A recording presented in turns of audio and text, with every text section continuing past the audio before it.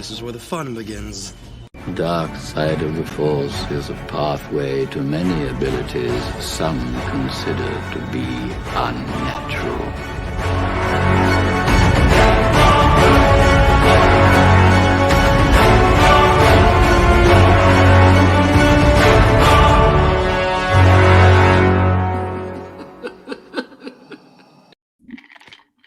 Mamma mia! It's time to rock out with our lightsabers out. But anyway, what's going on, everyone? Welcome to another episode of the Setcast podcast, a Star Wars podcast where we pretty much talk anything and everything Star Wars. We got I always say this every freaking episode. It's because they're good. Yeah, we got a super duper special episode tonight because we are going to be talking spoilers. So if you haven't watched all of the episodes from the Kenobi show, it's time to tune out, watch the show, and then come back because we definitely have a lot to talk about. And yeah, we got to hit the ground running because it's going to end up being a 3-hour show. It's going to be. Every single week, we try to keep it like under 2 hours, and we can never achieve. Even last week, you said 2 weeks ago you said an hour and a half, and then it was 3 hours. 3 hours, yeah. Yeah, that's usually how it goes. Yeah, but hopefully we can achieve it today. If not, it's super cool because we got some awesome guests tonight, all returning. First off, ladies first, we're going to introduce Appetite for Collectibles. Nilda in the house. We missed her last week, but she is back for the finale. Yeah, glad to have the her back. Kenobi show. So yeah, glad to have you back, Nilda. And Thanks. really Trust me, I wanted to be on last week, but you know, I showed you guys. Totally. It was understandable, 405 comic books. Oh my gosh! Yeah, wow. your husband put you to work. We got it. Yeah. Bagging and him. boarding them. Oh my! Tell him to work. No, I'm just kidding. I don't want him to hear. Anyway, obviously another returning guest tonight. We have BMX Jedi, aka Sith Holocron. We're going to call you the Sith Holocron, okay, Anthony? Sith Holocron, no Jedi here. Even though deep down inside we know Sean is a Jedi because he likes Kenobi. We'll forgive him for that. I do. Yeah. I like Kenobi. Anthony, bye. How dare you? No, I'm just kidding. Anyways, let's address the chat and let's actually get straight into our Star Wars bounty pickups. We got Jose Pius, always the first one in our show. Jose, thank you for tuning in. We got Flex. Flex is in the house. What's up, man? We got Vu. What's up, Vu? Is there going to be a Kenobi spoiler, PJ? Yes, we are talking Kenobi spoilers tonight. So, yes, you guys are warned. Star Wars Addict, a.k.a. Jeff, says, great ending, amazing. Yes. What's up, Jeff? What's up, Jeff? Thank you for tuning in. And, yep. Jeff. All right, so let's go and talk about the Star Wars bounty pickups. We'll go with Nilda. Nilda, anything new this week? I was very small this week. Nothing big. Yeah, okay. Even though I have like 2 things on its way over here. So I got the nice speeder bike from Joel. Oh, sweet. Nice. Sweet. Shout out to Joel. I have that one. Yeah, he definitely hooked me up, and I can't wait to put this with the Scout Trooper. Hey, I'll give you some advice on that. Be very delicate. Okay. There's some parts that you have to peg in. Don't try to force them. The strap that has the satchel on the back, be very delicate. Okay. Yeah. Just be gentle. Are you going to use tweeds? Don't try to force things. So, yeah. There's a couple hot toys like I have that I've seen the reviews where they're like, you have to be very gentle, and I'm just like, you're gonna stay in the box. It'll break you. Yeah. Well, congrats on that one. Thank you. And then I got The Leatherface. Sideshow Texas Chainsaw Massacre Leatherface. First of I all, didn't know they did Nilda, I love him. Nilda. You know this is a Star Wars show. I know. How dare you? The other 2 items, I have them on the way. Oh, okay. What are the other? Well, The other one is the Iron Studios Obi-Wan Kenobi. Nice. Nice. I'm excited about that one. He's supposed to arrive on Monday. And then well, I guess Joey's gonna hear me now, but it's okay, you can whisper. a mutual friend of ours who has like a toy community page on Facebook.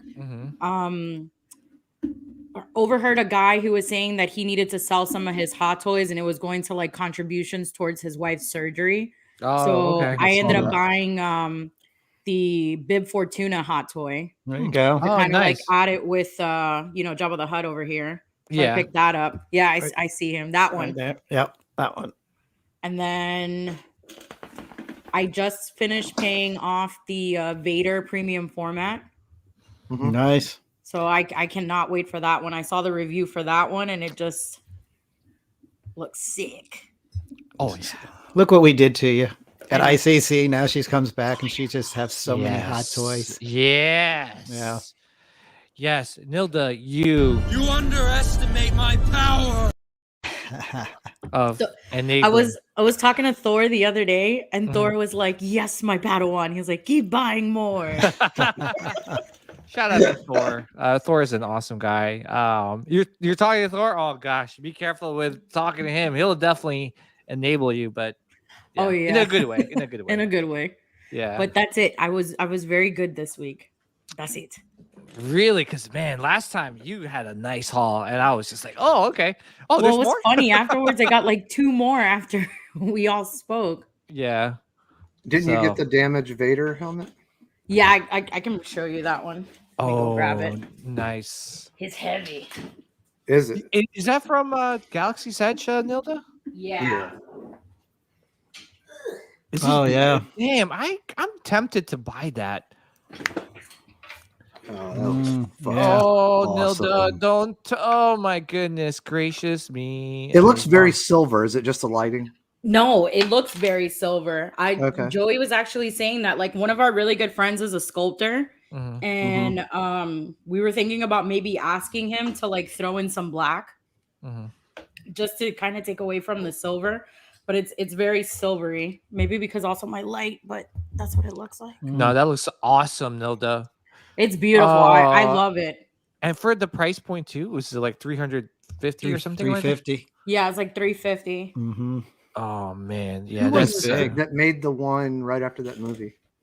What company was that? They went out of business. No, there's EFX. No, EFX made one. They're still in business. EFX there's somebody else. I thought. It was funny because my friend went to Galaxy's Edge. He has an annual pass and he goes like every other weekend to go buy Legacy Sabers. Yeah, and he knew that I wanted this, and he immediately like messaged me and he's like, "Hey, they have 3. Do you want one?" And I was like, "Yes." And then he was like, "Just letting you know." He's like, "This thing is huge." He goes, "I had to rent a stroller." He goes to put it on there and walk around the park with it. Oh, jeez. Yeah. And then he like left the same day, and then I went and met up with him to go pick it up. And the box is humongous. Yeah, now when we were there, we bought a bunch of stuff, and they actually let us send it up to the front of the park, and they keep it behind the counter and give you like a ticket. Oh wow! They put everything in a bag because I bought a bunch of sabers, and then as you walk out, you just give them the ticket. So he could have saved that stroller. I'll tell him. Yeah, heads up, by the way. Damn, I'm like I want it. I just got so many dudes. I gotta take a picture of all my stuff that I still have boxed up and waiting to be unboxed. So yeah, I just have a lot. Oh my gosh, I gotta get to it. I just wish I wasn't so busy. So, I just wish I wasn't so busy. But anyway, congrats, Nilda. You are enabling me so hard right now. That's what she said. Guys enabled but me. oh my goodness. Marcel. What's up, Marcel? This is literally Sean and Anthony's fault. Yeah. Yeah. 2 days with us and I can't even imagine if we all lived by each other. Oh, It would be oh my gosh, I'll be terrible. dead broke. bad. I think We would I'll be be dead. so broke. I can't tell I'll be you how like- many times I've bought something and then Sean was like, I don't know. And then he comes over and looks at it and he's like, yeah, I just ordered that today, and vice versa. It's happened plenty of times. And here's the thing too, is that like I'm like I think in the vicinity, I think Flex lives close to me, but pretty much around the vicinity, like I'm pretty much like, I don't know, like I haven't really hung out with any Star Wars collectors around here, but I can't imagine living close to one, dude. I'll be like going over their house. They'll be coming over my house. We'll be going I to. live with one. Oh my gosh, that's so dangerous. That is dangerous. I can't imagine living close to Nilda, Anthony, and Sean. Like, dudes, like we'll be road tripping everywhere. Nilda will be like, "Oh, I'm gonna go do a toy haul." I'm like, "Yo, I'm coming. I'll coming. film. Yeah, we're coming. we're I just going. want to hang out, get some coffee, and For sure. The two We of just us did that. back in 2017, we were getting like 2 a week because we were just on eBay constantly. We were showing up over at his work, just like, dude, look what I got. It's just like, oh my gosh, ridiculous. We were like crackheads. Oh yeah, it's like one crackhead enabling another crackhead. Pretty much. So, like, dude, I got the new crack. Sweet. No, I got the new Vader on Pyre. Yeah. Oh yeah, give me some of that. Give me some of that. Give me some of that red balls. Well, congratulations, Nelda. Awesome haul. Awesome Star Wars bounty pickups. Let's go to Anthony. Anthony, anything new this week? I ordered the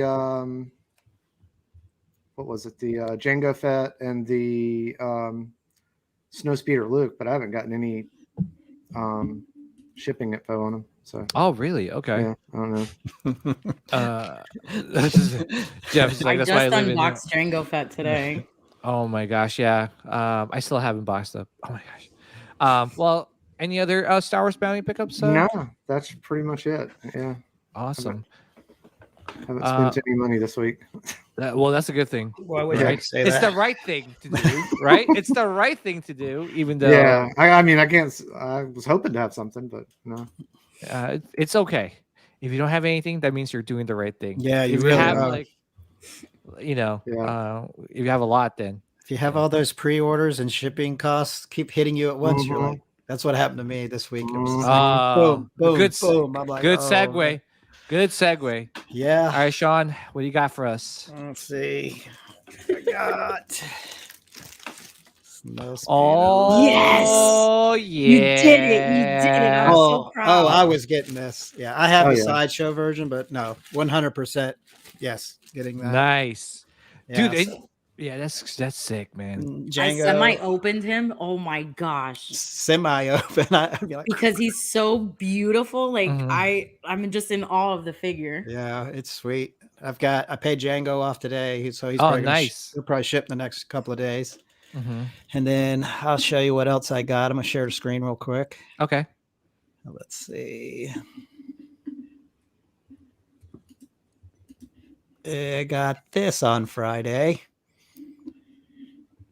So it's Wow. yeah, that looks so good. Good setup too. the RS Prop Master Scout Bust. So I've had the helmet for a while, Mhm. and then I ordered the Scout Bust probably in February, and Mhm. I think what was taking them the longest was the undersuit because I contacted them and I was like, hey, when's that going to ship? And they're like, oh, we're waiting for the undersuits. So they're actually custom made for the bust because where the sleeves are, they're all sewn closed and, they're shorter at the bottom. I love the weathering. Yeah, the Yeah. weathering looks good. Yeah, I was definitely getting a weathered version. Yeah, I And- love the print too in the back. So Yeah, and I've got it paired with the Ira Keller Scout Blaster, which, like I said, between the RS prop, the bust and then the blaster, that's a lot of lineage right there. So that's kind of the direction I want to head in. And then, we got the bunker bomb, but yeah, this thing's pretty sweet. I'm stoked on it. Yeah, the pictures don't do it justice. So I've got actually an unboxing video up on the YouTube channel. Anthony helped me film this thing on Friday. And yeah, like once you put the helmet on it, it was like, oh, it's like this thing's amazing. No, we did it Monday. Did we do it Monday? Oh, Uh-huh. I got it Friday, and I Yeah. didn't open it. So yeah, that's good boy, Sean. And then we just took a drive home. That must have freaked people out, man. Yeah. They were like, "What the heck?" They're probably like, "Shouldn't he be riding a speeder bike and not riding in the passenger seat of a truck?" Yeah. But yeah, that thing's pretty cool, man. I'm stoked on it. Awesome. But yeah, so I've got that, and then the NYC probe droid's going to be shipping next week. So I just paid for shipping for that. So I'm taking the slow boat from China, like literally slow boat from China. Yeah. So maybe I'll have that at the end of August. That would be nice. Yeah. Yeah, I messaged them if they had they ever get to make more. The wait list. To put me on the wait list. Yeah, you got to get on the wait list because I don't think he's going to make any more because once he makes them, they're limited edition and that's it. Somebody just put their pre-order for Qui-Gon up for sale. Oh, did they? Yeah, if you're interested in that one. Was that NYC or DMD? Yeah, NYC. Yeah. That probe. He showed the prototype pictures for that Probot, and I was like, oh, I'm so happy I got that. It looks beautiful. Yeah, that one's going to be sweet. And then still waiting on High Ground from DMD, the Kenobi statue.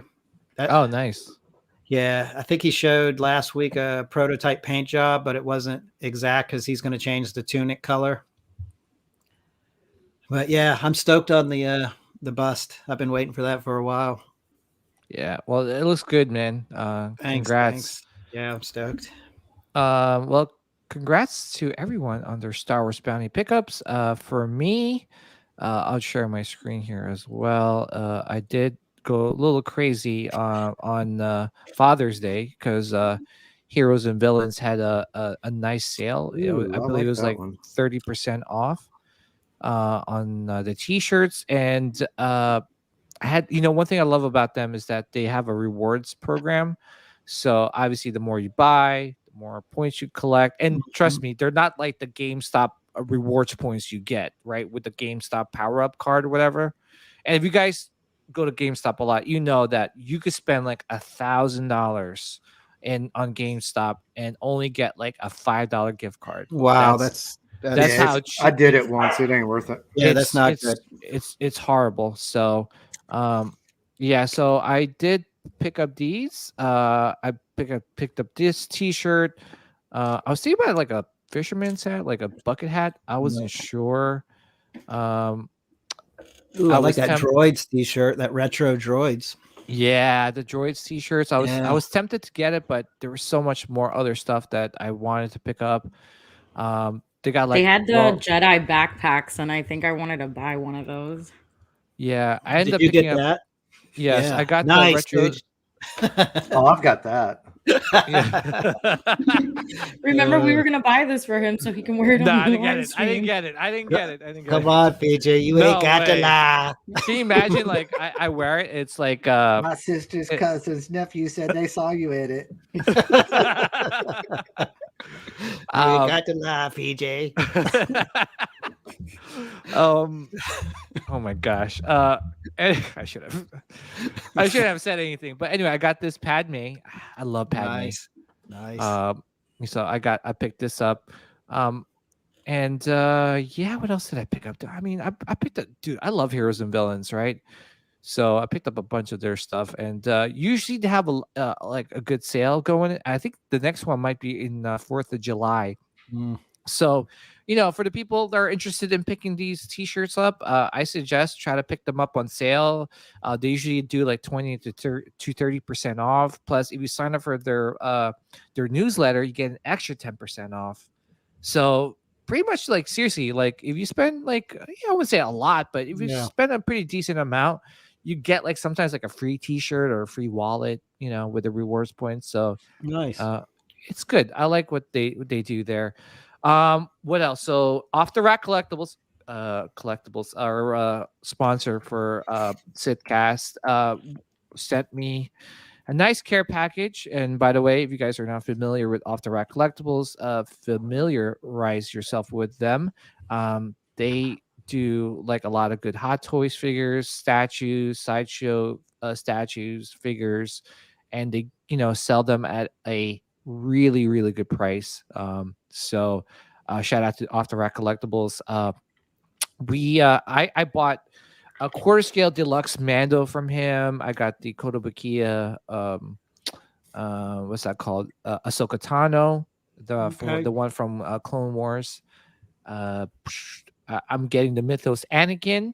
I got the Vader coming as well, the one that Nilda is picking up as well.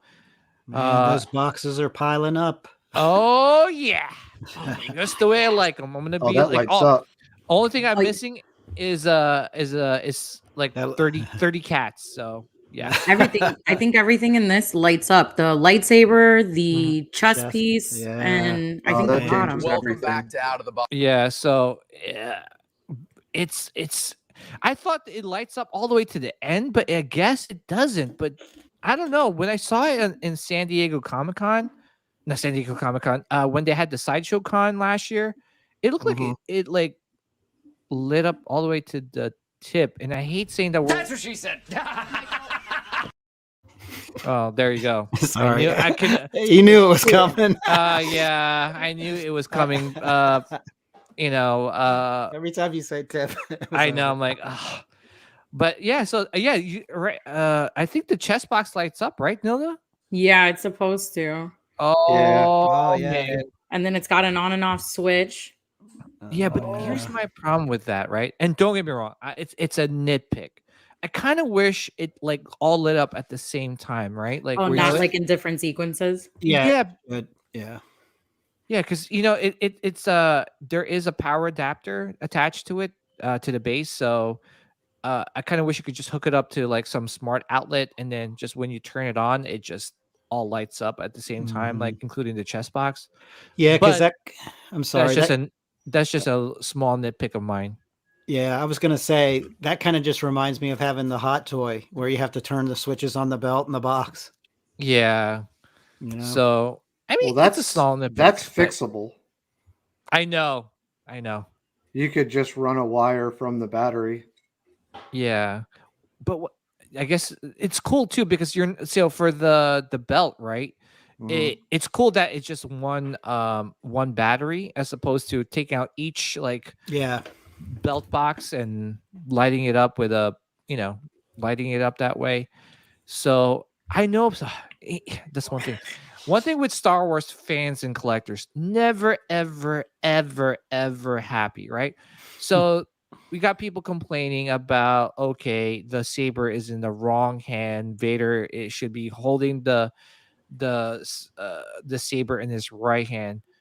I'm sorry. So Vader only holds his lightsaber in his right hand forever. Yeah, they don't know what they're talking about. He's not ambidextrous. He can't switch to his left hand. Well, he did switch to his left hand in this episode of Kenobi. Oh, but apparently to a lot of collectors, he has to hold it in the right hand, or else it's like, or else what? Like, it's like, come on, guys. Like, he's used both hands. Yeah. But I am excited for this piece, man. I am excited.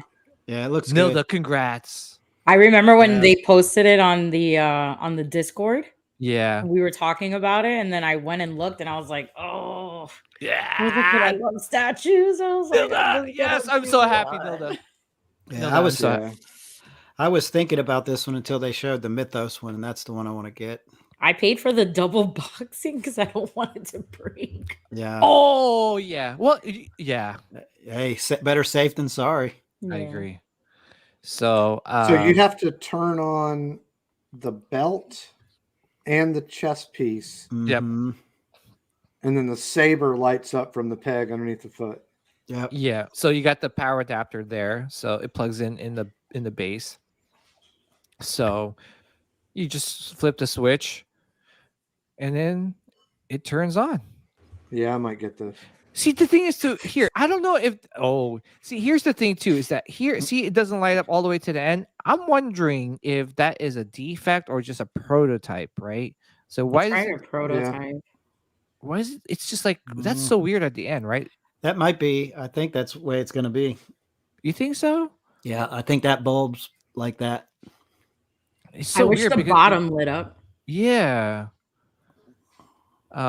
Anyway, small nitpick. I'm pretty sure there's someone out there. We got Chris de Guzman. He's a saber doctor, so he could fix things up, make it light up better. So okay, so this is like my least favorite pose, like where he's kind of like have it in the side. But I don't know. I think it looks okay, right? Yeah. I like the other one better, but that's fine too. Yeah, the other one's He's just standing there like he's ready to roll. But yeah. But I think doesn't he come with another hand? Yeah, he's doing like it this. comes with two hands. One open to start ready to choke. Yeah, that one. This right one. there. Oh, that's the money. I like right there. this pose. Yeah. That's about how I have my quarter scale. He's got the fist though. Oh guys. More money. More money. Work very early once it arrives. Yeah. More money, more problems. Let's see here. Okay, so here is another thing that I am looking to pick up as well. This is the Darth Maul quarter scale statue from Iron Studios. They released this video recently, and I'm picking this up. It looks good. Yeah, give it to me now. Give it to me. That's what she said. I don't know. Yeah, I don't know. Let's Nilda, what do you think of this piece? It's so beautiful. It looks good. Yeah. I love that it comes with all the accessories. Yeah. I saw this and I'm like, damn, I'm like, I really want to buy this. So here's the thing too, is that you can see where the probe droid like attaches, right? It attaches to his shoulder. I just really hope it pegs all the way in, so the peg is not visible, because I could kind of see it from here, right? Wait, what the heck? Is that the? Is that Oh my gosh! Damn you! It's the wrong channel. What the heck? What happened? I don't know. What is it? This was a Star Wars show, not a wait. Marvel. Yeah. Well, that was Padme. Yeah. Oh, it's only like a minute long. Technically, yes, it was Padme. I guess it was only a minute long. Boo, boo, boo, boo. So yeah, that looks good.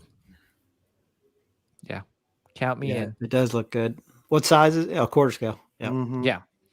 So, alrighty then. I think no, we got more stuff to talk about. More stuff. Just a little bit. Yeah. A little bit more. A little bit. We got this one. We did a preview video on this one. So please check it out. Sean and I are not going to talk. Yeah. Because we did some preview videos, so definitely look out for those on the channel. We'll go to Nilda. I bought it. Yeah. Yes. I bought it. She is new to the game. That's true. I love it. Well, I'm pre-ordering this as well. So what do you get think the about deluxe? this figure? Yeah, I got the deluxe. Oh, it's deluxe to go home. Yeah, so. it's the deluxe to go home. I just love that it came with Dodo. Yeah. With Toto, sorry. I was like, I had like a brain fart for 1 second. I was like, Dodo. Name with Dodo. Dodo. Dodo. I want Dodo now. I'm sorry, guys. I'm on a low calorie diet, and I'm only eating 600 calories per day, and I'm so hungry and tired. It's okay. We'll forgive you for saying Dodo. She's like, pizza dough. Pizza dough. Yeah. Yeah. So this is a good looking figure. So this is a definitely do it for you, Nilda. Yes. Yeah, this looks good. I know there were some complaints about the hat. Yeah, that's the only thing I don't like, but it's whatever. Yeah, it's Cad Bane, for goodness sakes. It's Cad effing Bane. I love that they're showing the teeth. Oh yes. I love the fact that you could actually remove the hat. How awesome is that? I don't know. Anthony. Yeah, I'll definitely get this one, unless they come out with a statue. But yeah, I think it looks fantastic. Yeah, I am hoping that they do both a statue and Hot Toys. Yeah, I like that he's tall. My wife won't like it, but whatever. I hope she didn't hear me. Yeah, they made him really tall. Yeah, but It's I think good it was though. like, yeah, I like them when they're not all the same height. Yeah. Yeah, but I love the fact that you're getting like an alien figure. It's Duros and the Duros species, right? And it's Cad Bane. It's Cad effing Bane. I mean, look at that Sideshow Collectibles Cad Bane in Stormtrooper disguise. That figure is going for like a pretty penny. I think it's like $400 or something. It like was that. even before Boba Fett show. Yeah, so yeah, anything that has to deal with Cad Bane, count me in. All right, so Nilda, what's your thoughts on this Boba Fett figure? It's like I wanted it, but I don't know. I'm still not a fan of the armor. Come on, Nilda. I know. You just gotta Do it. Nilda. I don't know. The armor. It's because I like my Boba Fett. I don't like him in this color. Breaking my heart. Yeah, I know. I don't know, but most likely, like I know once Joey sees it, he's gonna be like, "Oh, let's buy it." Hold on, I'm gonna text him right now. All right, we're gonna send him. We're gonna text him every single day until he pre-orders it. He'll do it. He's so bad with peer pressure. I know. He'll be like, Good. hey, dude, Good. just gotta give you a heads up. Your wife doesn't want to buy this. Please buy your wife Boba Fett figure, please. Thank you so much. Bye. Nilda, Be the second one I have. Nilda, were you gonna get the really weathered up one? Yeah. Okay. Yeah. I like the. I don't know why I have like most of the ones that I have. If they're not weathered, like I already have like a list of ones that I like. Joel's gonna teach me how to weather some of the figures. So it's like for some reason I just love when a figure is weathered. It just really looks like they've been in battle. Yeah. Yeah. Okay, so Anthony, is this a do it for you? No, I'm not getting this one. Oh my gosh! All right, somebody's on my team. bye, Anthony. Yeah. Why? Yeah, Anthony? Why? Looks good. Well, I mean, I've said it before. I wasn't that much of a Boba Fett fan. But it's such a I always thought he looked figure, awesome, but it wasn't until later in life when I started seeing some stuff in the comics and books, and I was like, oh yeah, he really was pretty cool. But I just like the one from, Empire, Return of the Jedi. I've got that one, and I wasn't planning on getting this one. I wasn't planning on getting the other one either. Yeah. Okay, guys, you guys are all breaking my heart. Move along. Well, I'm I getting. guess we'll be kicked out of next week's episode. Yeah. Honestly, this is probably not a popular opinion. I like Jango better than Boba. Yep. Yeah. You got to put him in the corner for longer for that one. Yeah. Yeah. Only. Oh my! How dare you, Anthony? I know. It's not a popular opinion, but yeah.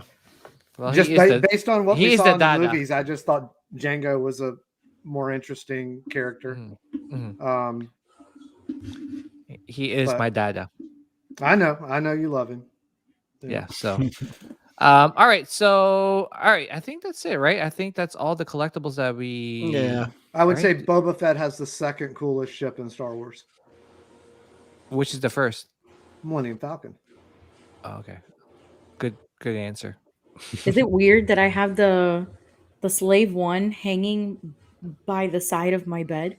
No. That's perfect. That's beautiful. That's not weird at all. Enjoy, and the fact that you actually called it by its proper name. Yeah. Yes, makes it even. I refuse to call it the shitty Disney name that they decided. Yeah, Starship. Was it? Starship. Yeah, Jefferson. I don't know. Was it Starship? Yeah. Troopers? I don't know what the hell they're trying. I was gonna buy the Lego set, and then as soon as I saw it said Starship, I'm like, yep, that's a pass. Yeah, those guys are killing me. Disney. Yeah. My goodness. What's wrong with Slave One? What's wrong with that? Nothing. Absolutely nothing. All right. So shall we? Yes. Shall we? Yes. Shall we? Let's get it on. Yeah. Let's start from the beginning and do it. Do it. First of all, I want to start off by saying this. You son of a Obi-Wan, you son of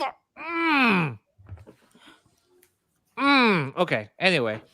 First off, I just want to say this before we get started. One thing with Star Wars fandom, right? I love the fandom, but I also hate the fandom because, and I know I'm using a strong word there, but it's just, man, some people try to take the fun out of life, man. It's just like, and I'm pretty sure I'm probably gonna get some flack for this, but it's just like, I get it. Some things may not be perfect, right? Nothing in life is perfect. But at the same time, is that try not to ruin other people's fun. And I've seen that a lot recently, especially with Obi-Wan. And it's a shame because I kind of went through that same thing too with Last Jedi, where it was just like Star Wars fans just kind of like fighting in the internet, and I was hoping like we could get to that point where we don't have to do it that way anymore in the future. But fast forward to Kenobi, and mind you, this is Kenobi, where we're getting pretty much everything we want from a show, and still, my gosh, like, geez, hey guys, news alert, Kenobi and Star Wars, non-Academy Award winning movies and shows here. It's never won an Academy Award. It may have won for special effects, but none of the shows or movies have won for best writing, for best screenplay. So all that out of the way, like, you're not gonna get a perfect script. It's just the way it is. Just enjoy it. Anyway, sorry. I try not to go into a little tangent there, but it's true. It's true. You just got to be thankful. We did. You think before this series, we wanted all this. We had a checklist. Oh, I'd love to see this. I'd love to see that. Love to see this. And guess what? We got it. Mm-hmm. I just feel like, this is my little 2 cents, but I feel like when people critique the show, or if, they're asked about it, they'll start it off like, well, I liked it, but, and it's always an immediate but. And then it goes straight into the negativity.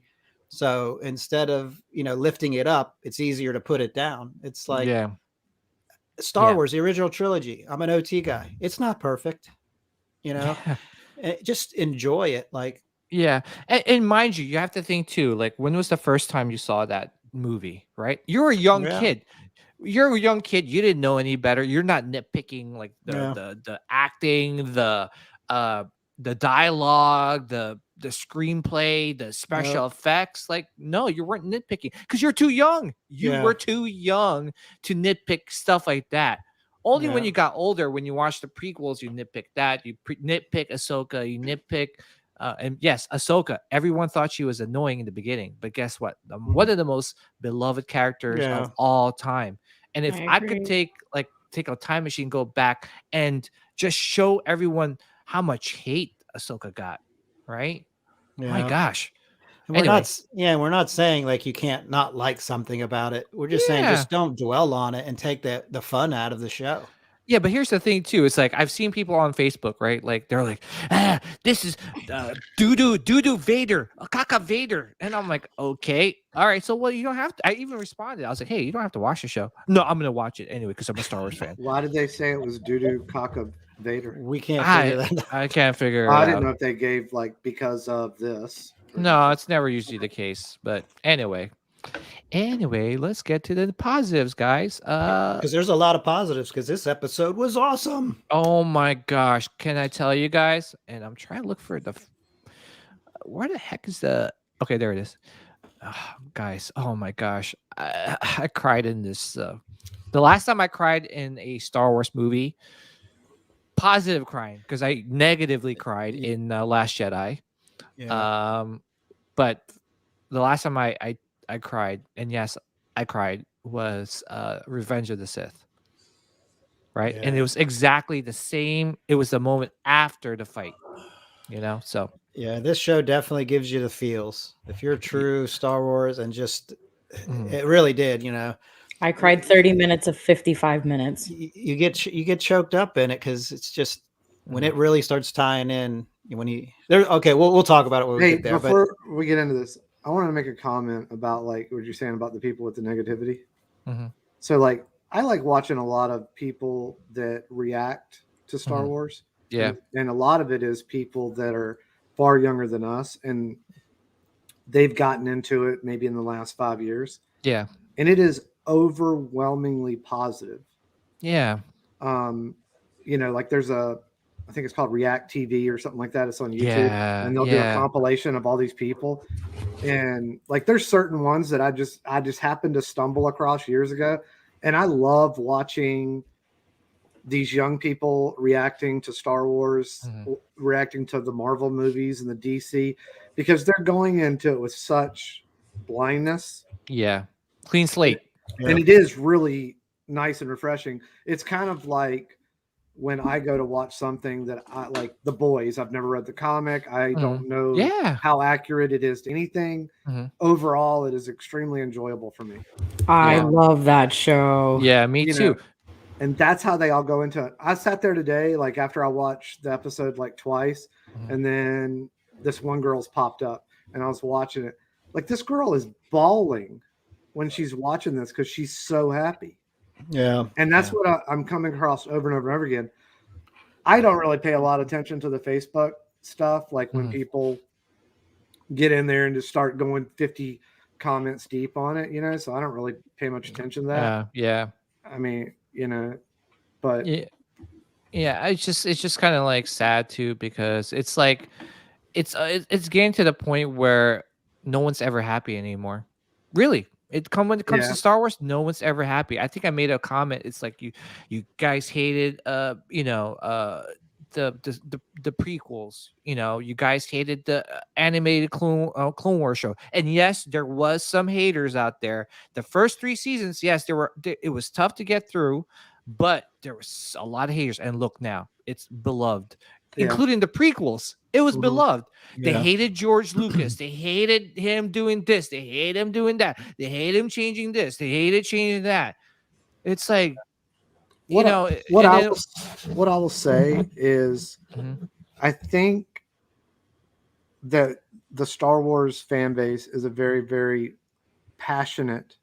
Like it means a lot to us. Of course. Yeah. And it is different from Marvel and DC because there's been so many reboots in the comics that they've always taken stories and redone them. They haven't done that in Star Wars. It's been one linear storyline. Yeah.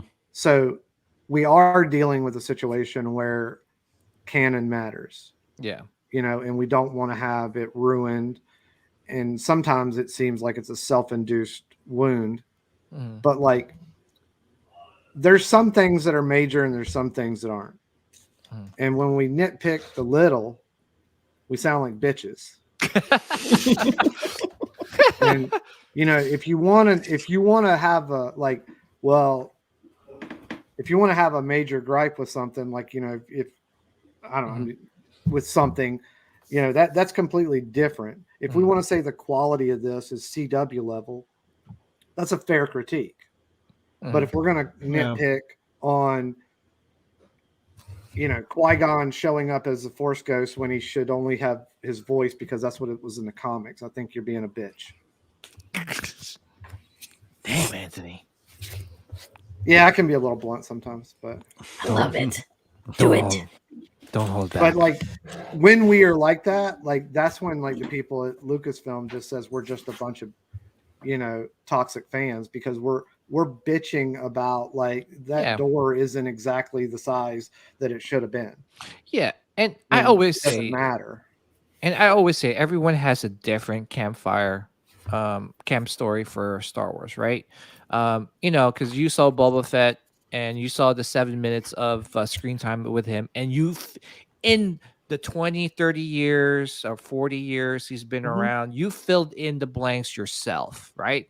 Okay, he did this on this way. You've used your imagination to fill in the blanks, right? Well, there was comics and there was books too. Yeah, there's comics and books too, but you know, it's one of those things you in the mindset on a regular person that, or like a casual fan that doesn't read the books or the comics, you kind of filled in the the blanks, or even the hardcore fans. Some of them don't really read the comic books, or so when something's represented in a on screen, it doesn't fit your campfire story, or how you see that character the way he should or she should be, then you're like, you're like, give up. And I'm obviously, there's some things that, like, if it's so way out of character, right, then that's totally understandable. But not every, like you said, like, not every little thing should, you know what I'm saying? Like, yeah, like Book of Boba, that was just in the writing. There was no cohesiveness to it. It was all over the place. They also sold us a different story. Yeah, I mean, there was a lot that was wrong with that. Like, that's kind of a legitimate, people have the right to gripe about it. Oh yeah. And I'm not saying everything's perfect. It's not perfect. I mean, the original trilogy wasn't perfect. The prequels aren't perfect. Nothing's perfect. But if honestly, like, Kenobi's probably been the best content since Mandalorian, like the first season of Mandalorian, this Kenobi show. I mean, you literally got everything you wanted. Our whole lives would be like, oh, imagine if Vader fought Obi-Wan again. Oh, guess what? We're going to give you that. I mean, we'll get into it, but yeah, let's talk about it. Yeah, and just mind you guys, like, obviously there's fair critiques of the show, but when you come down to the point where I see you on whether it be like on YouTube or Facebook or any social media platform saying that you hate it, and you still end up watching it, like, no one's forcing you to watch it. If you hate it, don't stop. Just stop. Just stick to what you know, like maybe the original trilogy or the prequels or the sequels, whatever it is. But don't keep on dwelling on it. Like, it's like, geez, guys, get over it. Anyway, here it is. This is the shot in Tatooine where I don't know who this guy was, but that was. Go ahead, Anthony. I was going to say that's the guy that had the sushi place, right? Oh yeah. I was like, why is they focusing on that's this? Right. But here it is. There's Reva. She's really suffering because she's got a big hole in her stomach, and they kind of show her bandage, right? A little bit, yeah. She's looking for Owen. So what'd you think, Anthony, on this scene here where she's like, that's about how I figured it would be, that she was going to go back there and try to track him down somehow or another. Yeah, I mean, that's what I figured it was going to be. It's fine. I mean, what? Lex said space redneck. Space redneck. He really was. Yeah, that's fair. Yeah. Looked like he was probably from Aner. Yeah, but I was gonna say, Anilda, we'll go to you on this too. But what do you think about, like, the whole? Do you think that was believable? Because a lot of people were saying, well, Qui-Gon got stabbed in the stomach, and he died, and this one, Yeah, but Darth Maul got cut in half. So, yeah, well, I was gonna say, wait a minute, you guys are questioning Reva with their hole in their stomach, but then Darth Maul got cut. There's five other incidences where you could say that they've done, even George Lucas did. So I think that's one of them things. Just gotta be like, her hate and her will to live is what did it. And that's what the Grand Inquisitor said. Yeah. So, yeah. What do you think, Nilda? It's back to what you guys were talking about, like, fans complaining about this episode. At the same time, a lot of fans were complaining about Moses Ingram's acting.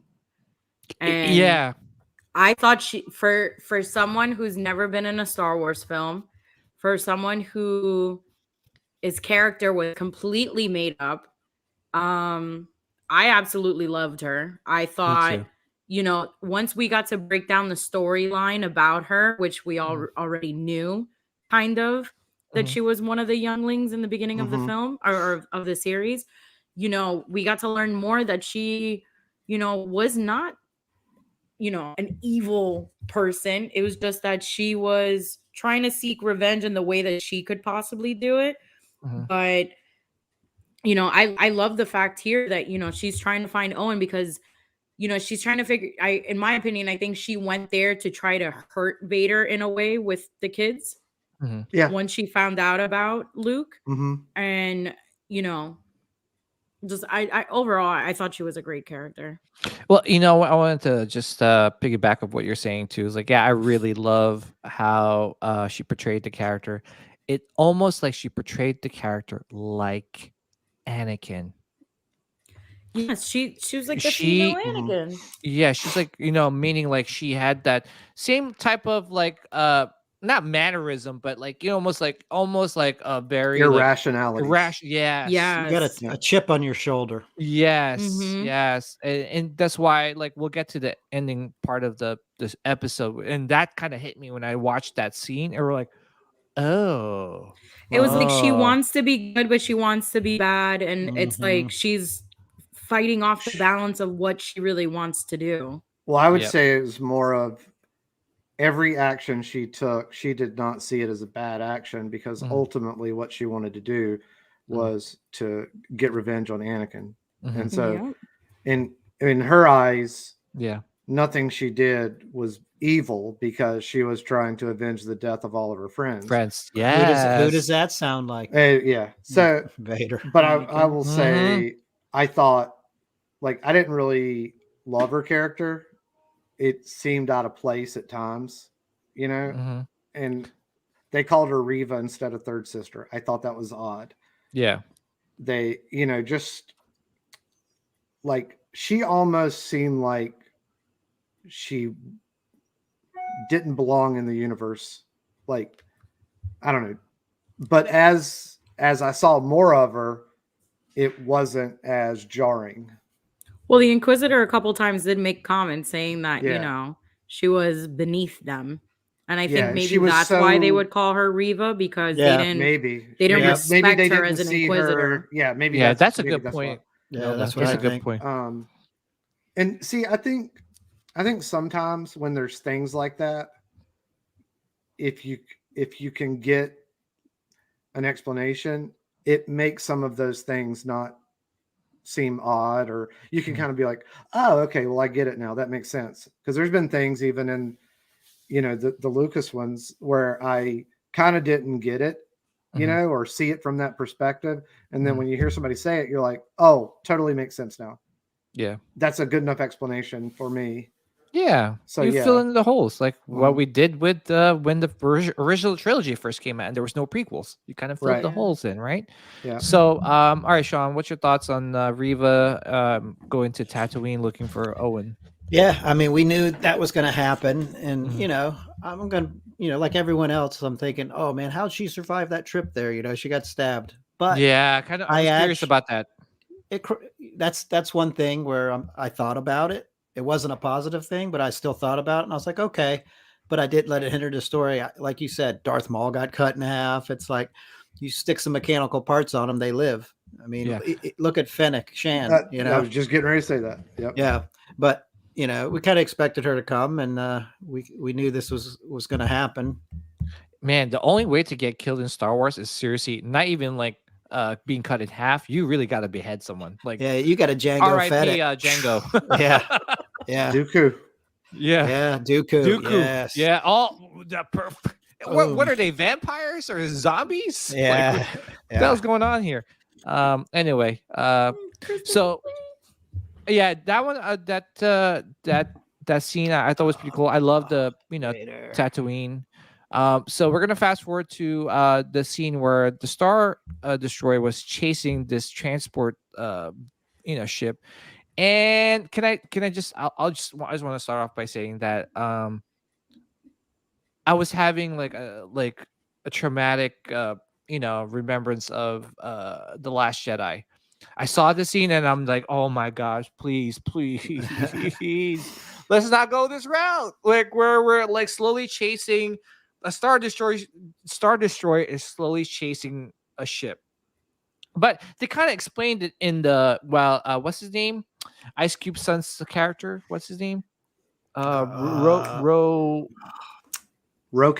Roken. Is it Roken? He was like, "Oh, let's put all our shields in the back rear of the ship, and we're gonna try." But they were like, "We were not gonna survive this." Yeah, right. But then some people were like, "Why don't they send their TIE fighters out there, or why did they use their tractor beam like they did in Empire Strikes Back?"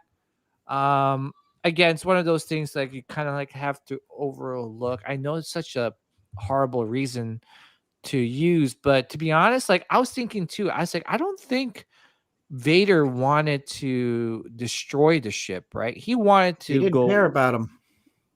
Yeah, he wanted to go one-on-one with Kenobi. Straight He up. had something to prove, Yep. right? And it was just one of those things. I think he just wanted to disable it and maybe board it. Could they have used what's that called, the tractor beam? I don't know if Star Destroyer has one. I don't think so. I think it's just a Death Star. Yeah. It's the Death Star, right? Yeah. Yep. Because even like when they got the Tantive 4 or 5, whatever it was, they disabled it. There you go. It in. It's in Empire when they were chasing the Falcon. Yeah. It wasn't in range for them to do anything to it. And so they had to follow it into an asteroid field. Yeah, well, I was gonna say, why don't they send TIE fighters out against the Tantive 4, right? Yeah, probably because the size difference. Yeah. Like, what are they gonna do? They don't want to shoot it down. Yeah. They don't want. They want to get it. They want the whole ship. Disable it and then board it. Can they do that in Rogue One when they disabled the monk? Not that Mon Calamari. Yeah, it was the ship that the Tantive was in. Yeah. Yeah, they disabled it. Yeah. Yep. I hear someone's tapping. Oh. Sorry, that was me. I was like, someone's tapping. I was like, who's tapping? Like playing the bongos. Yeah. Oops. So, all right. So, what's your thoughts on that one, Nilda? I kind of feel the same way as what you said. I felt like I was watching Rogue One and we were going to see him probably get on that ship and just go ape shit. Yeah. But I'm glad it didn't happen because, overall, his anger towards everything that happened towards Kenobi, since even the previous episode, his sights were on, I just want only Kenobi. Like, this is what I want. I want to have my epic battle with him. He took my arms, he took my legs. I want to fight him while he's in full force.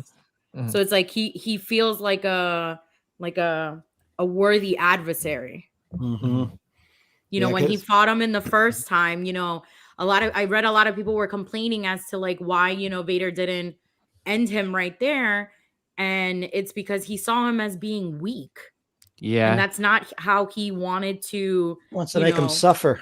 Yeah. So, but like if you're somebody who likes a challenge and you want to defeat somebody, you don't want them when they're at their weakest. You want it to be a challenge and you want to defeat them so you feel like good about yourself. It won't feel earned. See, it won't feel earned. Actually, Nilda, by you saying that has lifted my doubts about that scene, right? Because I was like, why did the freaking fire, so many people were complaining about that scene, and I'm like, you obviously don't read a lot of books about like war and stuff like that. I'm like, you want to feel like you've defeated somebody at their best. Yes. Yeah. And it just makes you feel like you accomplished more. It's not honorable to destroy an unarmed, unwilling to fight person. Yeah, and somebody who's on the ground, you want to fight them on full face one-on-one combat. Yeah. So, because he's always wanted to prove that he was better than him. They just showed that. They showed it in the flashback. It was like, yes, exactly. He said it. Yeah, he said it in episode 2. Yeah, he said it. He even said to him, like, "What's become of you, old man?" Yes, that's true. All right, so Sean, what's your thoughts on this scene with the Star Destroyer? Honestly, like I called it last week. I think I was telling Anthony, I might have said it on the show though. I was like, I think Obi-Wan's gonna end up jumping ship, and Vader's hate for him is gonna make him follow him. and then we were just discussing if he was going to go back to Mustafar. So he did, because I figured he's a Jedi Knight. He's here to protect everyone. And he knows Vader is on his tail. Vader's this close to getting the person he hates the most. He's driven by anger and revenge. So Obi-Wan, like we had talked about, Vader is more powerful, but Obi-Wan's smarter. Yep. So I was glad because my prediction came true that he was going to jump ship and they were going to follow each other and they were going to go fight off somewhere. Yeah. So, and honestly, it didn't even cross my mind about like Last Jedi, the ships kind of standing off. Trust me. I like I said, I was like, oh, my heart was like, please don't go this route. I hope it's not like a 20-minute like chase scene. Like we're just, but thankfully it wasn't, right? Because really, they were. They even said it. They weren't going to make it, right? Yeah. He's like, we don't have enough time. Yeah. Anthony, what's your thoughts on this? That scene with the Star Destroyer chasing the transport? Yeah, it's about what I thought. I didn't even think Last Jedi. If it had probably gone on a little longer, I would have. But I kind of had a feeling that he was going to somehow like separate from the group, and then I was hoping that they wouldn't get the ship and board it and have it all go down on the Star Destroyer. I didn't want to see that. Yeah. Yeah. But just really quick, I think we have a Kenobi fan. One thing I'll say is those Themselves. images of Vader looking out into space are freaking amazing. Yeah. Yeah, they're beautiful. The images of Vader just standing there looking out into space. Yeah. So I gotta ask a question, since like a couple, was it the last time we were talking about books? Do you think they're gonna be coming out with books for this? With just the photography? If they don't want to make money, yeah. Yeah. And you know what? I just want that picture of him staring out into space. I want it as a big painting. I want an art print too. Yeah, it reminded me of the end of Empire Strikes Back so many times. Yes. Yeah. It's been about 4 or 5 times in this series where he's looked out there with just that intenseness. Yeah, I was gonna say the Grand Inquisitor too he looked good in like in this scene. Like he was like pretty. I like him. I liked him. Yeah, he's okay.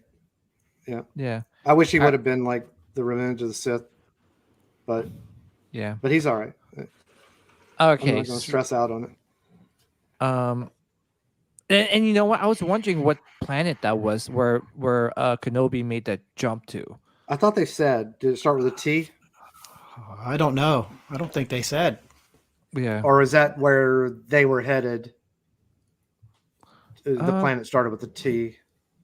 Yeah, I'm not sure. That might have been what it was. Yeah, I don't think they disclosed this planet's name. Yeah. Yeah, I was like, damn. First of all, I always wondered. I said, does every planet have oxygen? Like, I mean, like, like, it's just like, wow, the atmosphere is like, Anyway, that's just me being a little picky, but it didn't bother me. I was like, whoa. You're not the only person I've ever heard say that. And here's the way I always looked at it. How in this galaxy, like all these people can pretty much breathe no matter where they are, so it doesn't seem to be an issue. Yeah. The only species I've ever seen was Plo Koon. That's why he has that breathing thing. Yeah. Because the planet he was from is different. Well, I was gonna say is that okay, so let me just rewind this a little bit. So we get a shot of Amperu, right? And what'd you think of her, guys? Surprised me. Badass. Yeah, she took charge. Yeah, I was like, damn, she's a more badass than Owen. So, Mama wears the pants, baby. Yeah. And then obviously in the scene, like they were like getting ready. They're getting like all their weapons, and they were trying to make a stand against Riva, right? Okay, so I'm gonna fast forward here, and here is Vader coming out of his ship, and getting ready to. I was really hoping it would have been his TIE fighter that he flew down there. Yeah, but he knew he wasn't gonna like do a space fight. Yeah. But it was just cool to see it. Yeah, and I'm trying to get to the scene without playing this, and the mouse coming after me, but basically, in this, yeah, there it is. So I was trying to capture that. So he did his stance. Nilda, what's your thoughts on that? Like, first of all, just what's your thoughts on like overall, like when them facing each other? So I'll make this short. So I got up at 4 a.m. to watch this, and my youngest son happened to still be awake. He was playing Fortnite out the night with his friends, and he watched this with me. And my youngest is not a fan of Star Wars whatsoever. And for him to sit here and watch this with me, I was emotional throughout the whole entire episode. I had been crying. He kept staring at me and he was like, "What is wrong with you?" And I was just like, I'm overall just super emotional. You're watching this with me. I'm watching something that I've loved since I was a child. And just overall, this whole fight scene was just so, and I'm going to quote Michael right now, it was just so badass. Yeah. Yeah. And just to see their sabers ignite, I was like, here we go. Here we go. The part I liked is when Vader came down and Obi-Wan was he was ready to go. He had the hilt in his hand already. And he was like, let's do this, Yeah. Yeah. What do you think, Sean? Oh, really quick. I'm just going to rewind it. And remember, he was still trying to communicate with Qui-Gon, right? And Qui-Gon was still not saying anything in the ship. He was like, "Oh, Master, I got to do what I must to stop him," right? Yeah. Yeah, he said, I need to face him. Yeah. One of us, whichever one of it's going to end today. Yeah. Yeah. Okay. Yeah, what do you think, Sean? That was friggin' fantastic. I mean, like I said, Obi-Wan was ready. Like he knew like it's going down right now. And then what did Vader say? "Oh, you here to destroy me?" And he's like, "I'll do what I have to." Oh. And then Vader just ignites it and comes at him with one big swift blow with one hand, and it was on. I was like, oh man. And you could tell Obi-Wan was back in form. And then, yeah, you could tell he was like, he was basically like, he rode his bike a couple times and now he's doing tricks with it. Because even Sorry Vader, if I'm using European. I know. Even right here, I love when Vader switched his fighting style here and he takes it 2 hands. I'm just like, oh shit, this is awesome. Yeah. A lot of like cool so like good. fighting stances here, right? You can see a lot of good. And there's a certain move that Kenobi does, which I'll talk about later, where you're like, whoa. But all right, so Anthony, what's your thoughts about the, just initially the beginning of the fight? Yeah, the fact that it was like he's standing there waiting for his ship to land, and Vader says, "Are you here to destroy Obi-Wan? Are you here to destroy me?" And he says, "I'll do what I have to." That's his exact line from Revenge of the Sith. The Sith. Yeah, and I'll do what I must. Vader in Revenge of the Sith says, "You will try," and then Vader in this one says, "You will die." Oh wow! So that he's in a different mindset as well. That's a good point, by the way. Yeah, it was very. Some of those shots were very, very cinematic. Oh yes. Yeah, I'll be honest with you. I thought I was watching a movie. Oh yeah, yeah. I definitely had to feel so beautiful. And they weren't typical Star Wars shots. No, they were just from the angles. Like this isn't a typical one. The overhead wasn't, but I really liked them. Well, this whole series has a lot of not so typical shots. Yeah, cinematically, it's filmed differently. Yeah. I wonder if the same person who did all the cinematic shots for Last Jedi, because that movie was beautiful cinematic. If it was the same person for this film, because it was kind of similar. That was Rian Johnson's guy. Yeah, and I wonder if they brought in the same guy.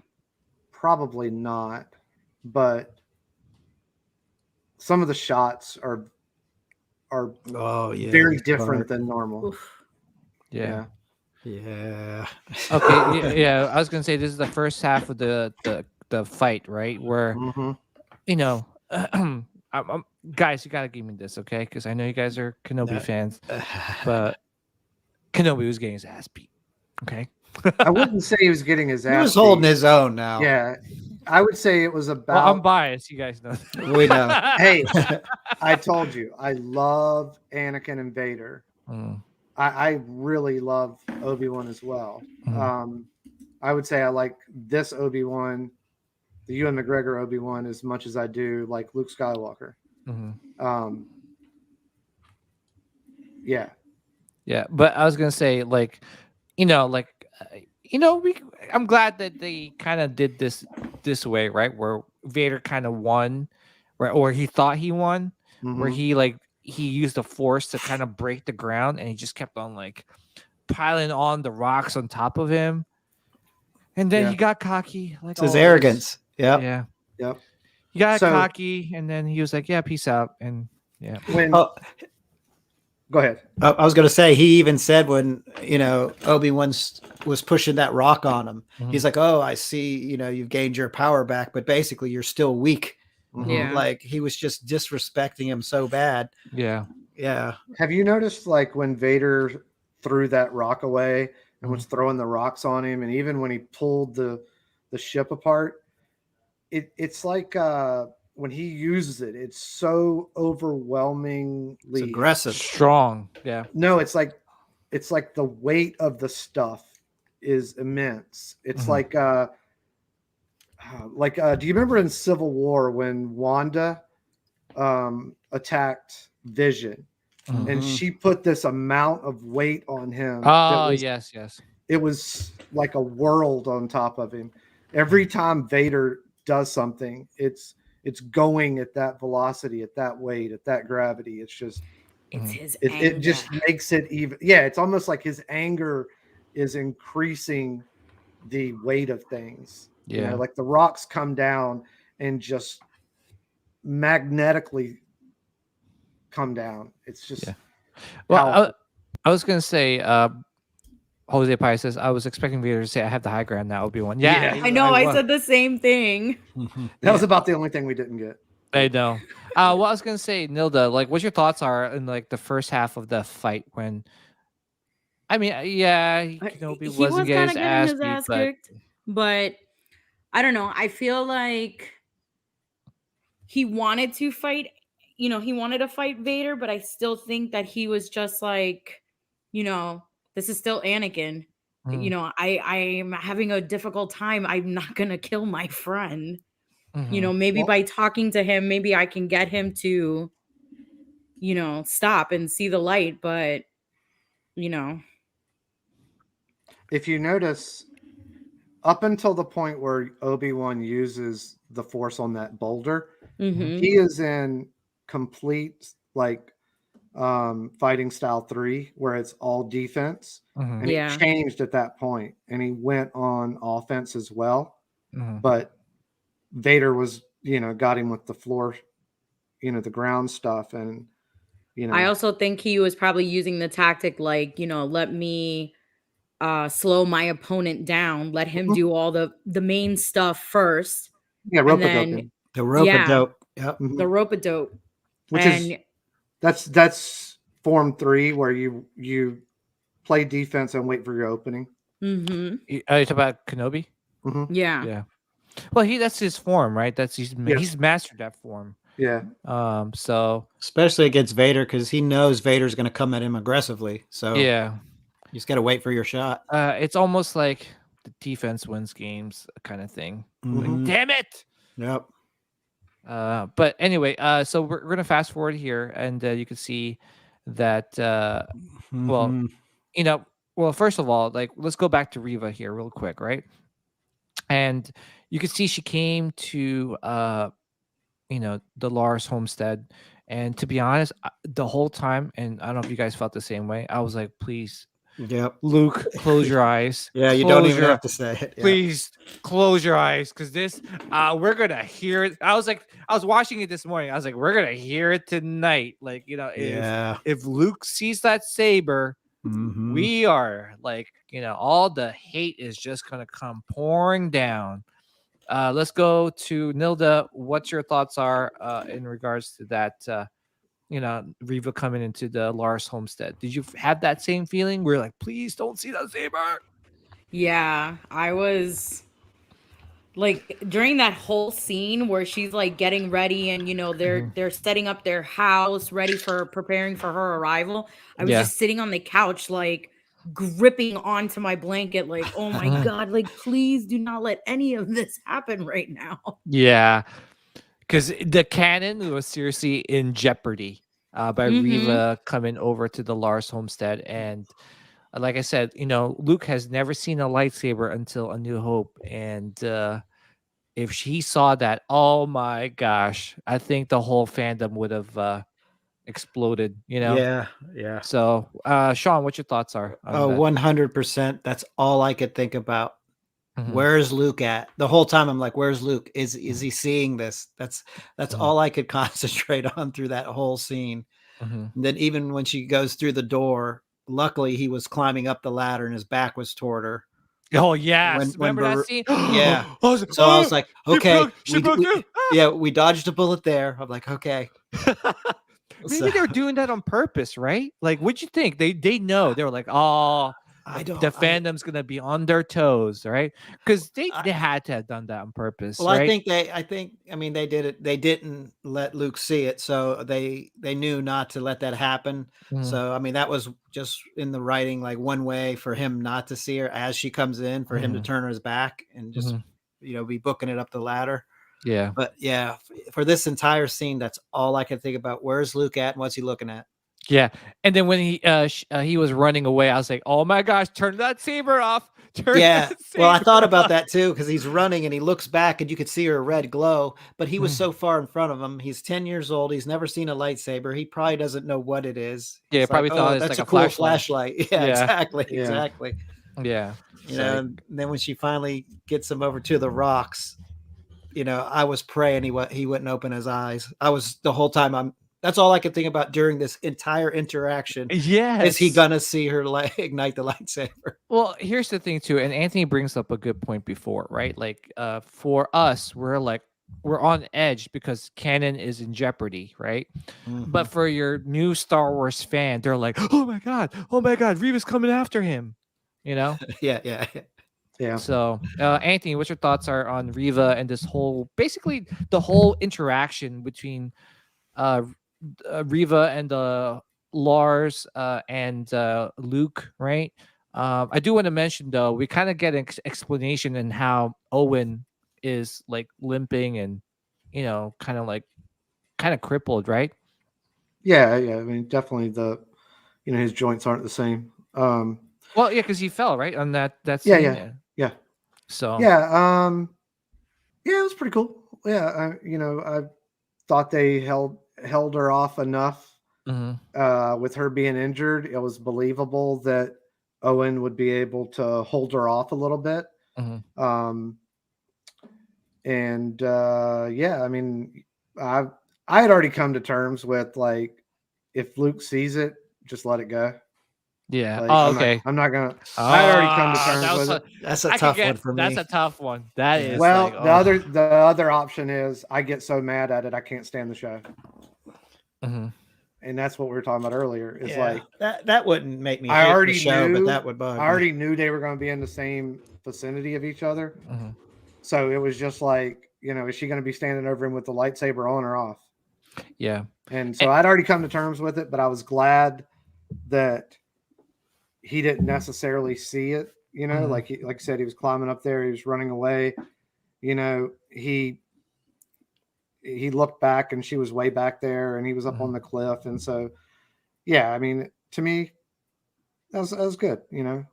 If they're doing that stuff to screw with us, if he had seen it, all the OT fans would have been nuts. And that's the thing. Like, that's where I say their criticism is self-induced, because if that's going to happen, if we're going to go through and nitpick canon, why do that? Yeah. Why have a scene where she's standing over top of him with the lightsaber on? Yeah. Why put yourself in that position for the rest of his life? Yeah. Well, why even try to put yourself in that position, right? Like, you should have just avoided the whole situation. Anybody that would complain about that would have a valid criticism. And then, like I said earlier, when we're bitching about one other little thing, it makes everything we complain about just look like we just can't be pleased. Yeah, that's You know? true. Yeah, and I'm glad she didn't use the Force on him either, because he didn't know about the Force till Obi-Wan told him. He said, She it's an did. energy field. Did she use the Force? Oh, She- when she knocked him off the cliff. Yeah. Yeah, But- but yeah, He doesn't necessarily know she did that. Right. He could have think he just stepped on a loose rock and fell Right. down or something. Right. yeah. But yeah. So Oh, they I were would say toying. They were overall, toying it was- with us. it was- They did. They were. I'm I would telling say you, they overall knew. they did a pretty good job with having that interaction without like Yeah. tweaking everybody out. But Yeah. can I say? I think they purposely did that. I think so. You're probably right. Because like I said, why put yourself in that position? But Mhm. it was almost like I said, two different types of mindset, right? Like different perspective. To a new fan, oh wow, Reva's just chasing Luke, right? Mhm. Right? Like get away, Luke, right? It's But a scary moment. yeah, but for the OT fans and the hardcore fans and just basically just a hardcore Star Wars fan, you're like, don't look at the saber, because that thing, that Yeah. that mindset took away from the scene, right? Like It you're did. going, It does. yeah. So Yeah. And that's where I say, like, they have to know these things. Okay. Like, this is their company, this is their IP. They have to know these things. Oh, and yeah. if they know that everybody is nitpicking every little thing, they even put something out 3 weeks ago, said, don't worry, guys, we didn't break canon. Yeah. And it had to do with the Inquisitor. Yeah. So, like, they understand these things, but why do you self-inflict these wounds on yourself if you know that these fans care about what matters? I agree. Why do you do it? Yeah, You know? maybe it's the head honcho on top. Like, hey, do it. Then Maybe they secretly don't like be it. shocked. And when I say don't get head honcho- upset when people are like, "What the hell are you doing? That guy can't be dead." Yeah, and know? you're right. It's a self-inflicted wound, and I kind of blame Lucasfilms for even going that route. Like, just don't do it. Why do you have to do it? Like, why Right, put yeah. yourself in that situation? Why, put fans against fans, and we're all like, there's, and that's one thing too. I agree with some, a lot of like, some criticisms towards Lucasfilms because. Why put yourself in that position where you're going to get the hate? You're going to get the hate. Yeah. Mm-hmm. It's almost like you're just like, yeah, watch this. Yeah. You know what I'm saying? Like, Pretty much. That's like, it. I never thought, in my mind, I said, Mhm. the Grand Inquisitor thing's a fake out death. Like, Mhm. he's going to come back at some Yeah. point in time. I didn't think it would take that long. I thought it might be an episode or two down the road. But that's completely fine. That doesn't bother me. I know people were freaking out in the fandom when he died. Right. Yeah. But, like, all right, let the whole show. That's where I think in that instance, there would have been no freak out if we binge watched it one day. Yeah. I agree. Because, in an hour and a half, you would have seen him and you'd have been like, it'd be no different than any other thing we've seen where we thought somebody died, but they came back at the end. Exactly. Yeah. Can I make a really quick point? Mhm. Like, so I'm watching Stranger Things, and Stranger Things, all the episodes come out at the same time, right? Yep. But I'm watching that, and I'm like, oh, let me pretend to be like some nitpicky fan or viewer, and I'm gonna nitpick everything, and I did. But guess what? Like, I have the benefit of just going to the next episode, and all that nitpicks just disappear. Because the next episode is so awesome, especially the last one. Or the nitpick gets fixed in the first 5 minutes. There you go. And so you don't have 7 days to like complain about it, mull over it, get on every website and bitch and complain. Or make videos. I know there's movie theaters. I don't know where, but I have to look it up online. I know that there's movie theaters that are showing the whole entire Kenobi series as like it's a movie. That would be really cool. Yeah, that would be awesome. Yeah, if somebody even put it together to where you didn't have to like hit next that's what they episode did. They put it together so you don't have to take a break. Yeah.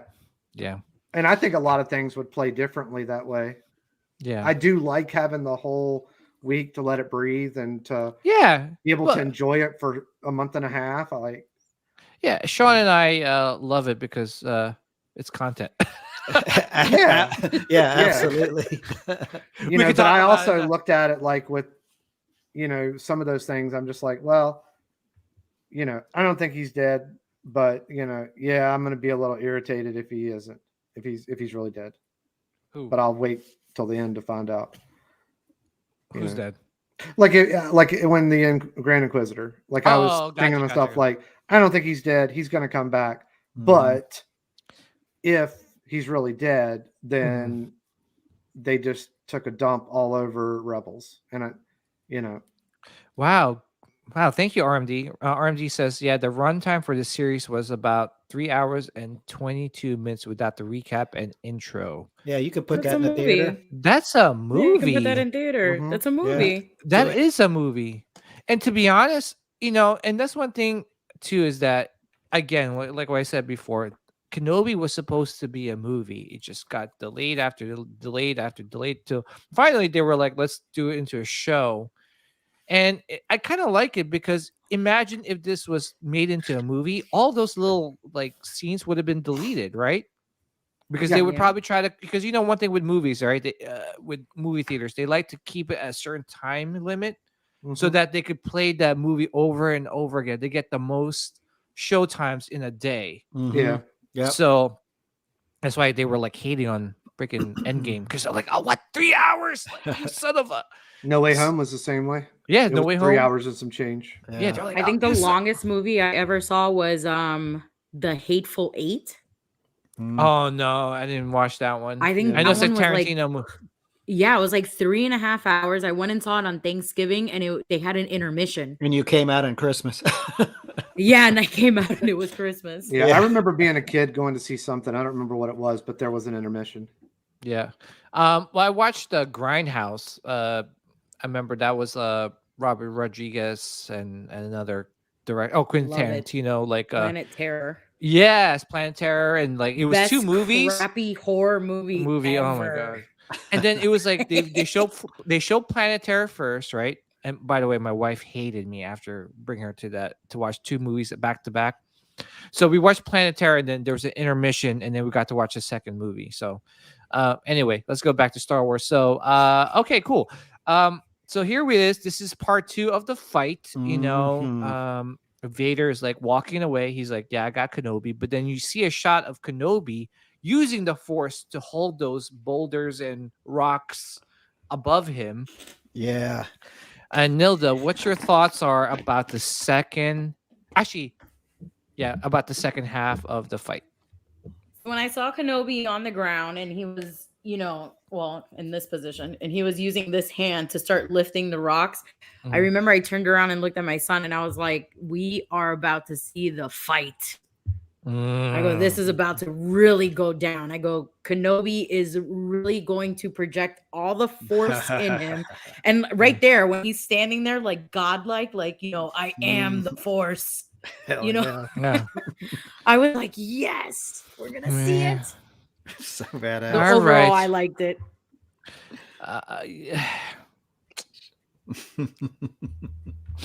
Well, you guys know I'm biased, right? We know. Come and on. I'm grinning from ear to ear for. Oh yeah, let's go to Sean. Sean, we know you're a Kenobi guy. What's your thoughts on the second half? I love it. I love when he was sitting there holding off the rocks, and then it's like he got inspiration of like, okay, I'm put here to take care of Leia, to look after Luke.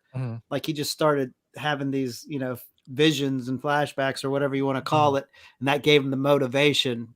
And when he busted out of there, and then Vader felt him like come up, and he's like, "Uh-oh, he's not dead." Yeah. But dude, when he lifted the rocks, I was like, "Holy shit!" It was so awesome. Right there, look, so awesome. Look. Oh man, it's like he's parting the Red Sea. Like, let's do this. Then he starts pelting Vader with them. Like, oh, it's freaking. He awesome. is Jedi Jesus, though. Oh, dude, I love this scene. I really did. I don't think we've ever really seen Obi-Wan like this powerful, like lifted, like throwing that much stuff. Yeah. So let me tell you this. Watching this, I was thinking about you, man. I was like, oh man, Sean's gonna give it to me tomorrow, man. He's gonna gloat and he's gonna man. But anyway, Anthony, what's your thoughts on the second half of the fight? The second half of the fight was very interesting because after, he was sitting there and, it's kind of like he had that that moment in Spider-Man where he was like covered up all the stuff from the Vulture, and he finds the desire or whatever, courage, and bust out, and then Vader's walking off, and then if you notice that fight, he went on complete offense, and he was actually fighting in Anakin's Form 5. I was gonna say the that whole too. time. He was actually using almost all of Anakin's moves on him. Well, he did the spin move behind his back, right? Yeah, switched hands behind his back and everything. Yeah. It was almost all of Anakin's moves, and then that was crazy, like the Rock stuff. Like, I was like, what at first, but then after I watched that was awesome. Hey. And the only reason I say that is because I've just never seen anything like that before. It was freaking but then fantastic. I was like, it makes sense because he's fighting like Anakin. He is on complete offense. Vader was always on his heels on backup at that point, so it made complete sense. Yeah. And then I almost would have rather him swiped at his chest plate rather than beat it with the pommel, because if you're gonna do that, you can just stick the saber through him. But it was more aggressive when he was just beating him. Yeah. Boom, boom. And one thing I didn't mention it last week, the Vader snarl is one of my favorite. Like, I just love it. Just shows how it's like him grunting or something, like, I just love it. And you heard it a bunch in this because he was really like going hard, putting a lot of aggression into everything. So, all right. He's like, all right, guys, let's stop talking badly about my Vader. Yeah, Obi-Wan became the bully because he straight up bullied Vader. He threw rocks at him. TJ, if it makes you feel better, on both sides. I love both of them. Yeah, and he even had Vader call him master again. Oh, yes. Yeah. All right, take it all in, guys. Come on. Yeah. All right, you're having your spotlight here now. I have to say, I knew it wasn't over, right? Like, obviously, when in the first half of the fight, you're like, for me, I was like, yeah, all right, cool, all right. But I knew in the back of my mind, I was like, this ain't over. Like, it wasn't over. And when I saw Kenobi like holding the rocks up, I'm like, I was like, he's not dead. No. Here we go. But man, like, so many emotions were going through my mind. I was like, here we go. This is it. This is what I've been waiting for the whole series. This is what I've been waiting for ever since they announced Kenobi. This is where like all the emotions, everything's on the line. Like, this is happening right now in the second half. And man, it did not disappoint, even though I was hurt by everything that was literally thrown at Vader and Anakin. So when he got out and he was like, Kenobi started like attacking Vader, and even though Vader sensed him, he was still kind of like thrown off, like, oh shit, he's like, he's still alive, and I think that really kind of messed him up. But let's go back to Rebels. Kenobi is smart. He's a smart guy. I have to give it to him. As much as I hate to do it, I have to give it to Kenobi, where he fools his opponents, right? Let's go back to Rebels when Kenobi was fighting Maul. He fooled Maul by going into Qui-Gon's stance, right? So Maul was like, here we go. I recognize this move. I did it on Qui-Gon. I'm going to do it on Kenobi. And nope, did not work. And Maul died, right? Spoiler, Maul got killed again. Again. Yeah. So with this one, Kenobi threw me off because I was like, wait, that was Anakin's move. Where he went behind the back, although, Sean, Anakin did it better. But anyway. All right, I give you that. He did. It did look much smoother, even though. But then I was like, oh shoot, he's going on the offense. And this is gonna throw Vader off because he's never seen Kenobi on offense before. Yeah. You know? Yeah, he's never sparred with Obi-Wan. Obi-Wan not in his normal form. Yes. Yeah, when he Yeah. got pelted with boulders, he's like, where the hell did this come from? He's Yeah, like, well, I've never seen him do this. Yes. Yeah. And it was almost like, it was almost like Kenobi was returning the favor. It's like, oh, you threw rocks at me? Well, here you go. I'm throwing rocks back at you. Right? I'm still the master. Yeah. Oh. I still have the high ground. He does. Stop it. Stop it. The dude's so badass. He's a master. He even just sacrificed himself. He wouldn't even let Vader like kill him in battle in A New Hope. He's like, So here. you want to know one more like salt in the wound? Whoa, look at the chat. Yeah. Oh, that was yeah. Yeah. Yoda. I'm sorry, no, I just saw Yoda up there. Anakin wanted to kill Obi-Wan using Obi-Wan's move on Mustafar. Yep. Obi-Wan defeated Vader using his form. Stop, Anthony. Stop. Before you can get kicked out. That's good. How dare you? But yeah, no, but it was an epic battle. Although you had to use a cheapo move, Kenobi. You had to hit the box, huh? You had to hit the chest box. But the thing is, he was smart enough to figure it out. Like, this dude's all mechanical. No. I'm just gonna start beating it up. Yeah, I mean, don't get me wrong. I would too, right? If you had a chance to hit someone in the nuts, start breaking the machine. If you had someone hit someone in the nuts, you'll go for it, right? So, and here's another scene that we've all wanted to see happen. Yes, and we got it. Yep. There's something that happened here, and I don't know if y'all noticed it. Yeah, well, I was gonna say, Kenobi used the super. Well, in the UFC fight, they used the super punch, right? The Superman punch, and it was like Kenobi used the Superman lightsaber slash. Yeah, yeah, but off all the right, let's top go. Rope. Yeah, off the top rope. Yeah, let's go to Nilda. Nilda, what? Actually, can I? I'm gonna play this scene first, okay? Before we go to Nilda. Anakin's gone. I am what remains. I'm telling you, every time I watch that, I tear up, man. Like I'm I could probably see right now. Right. Anyway.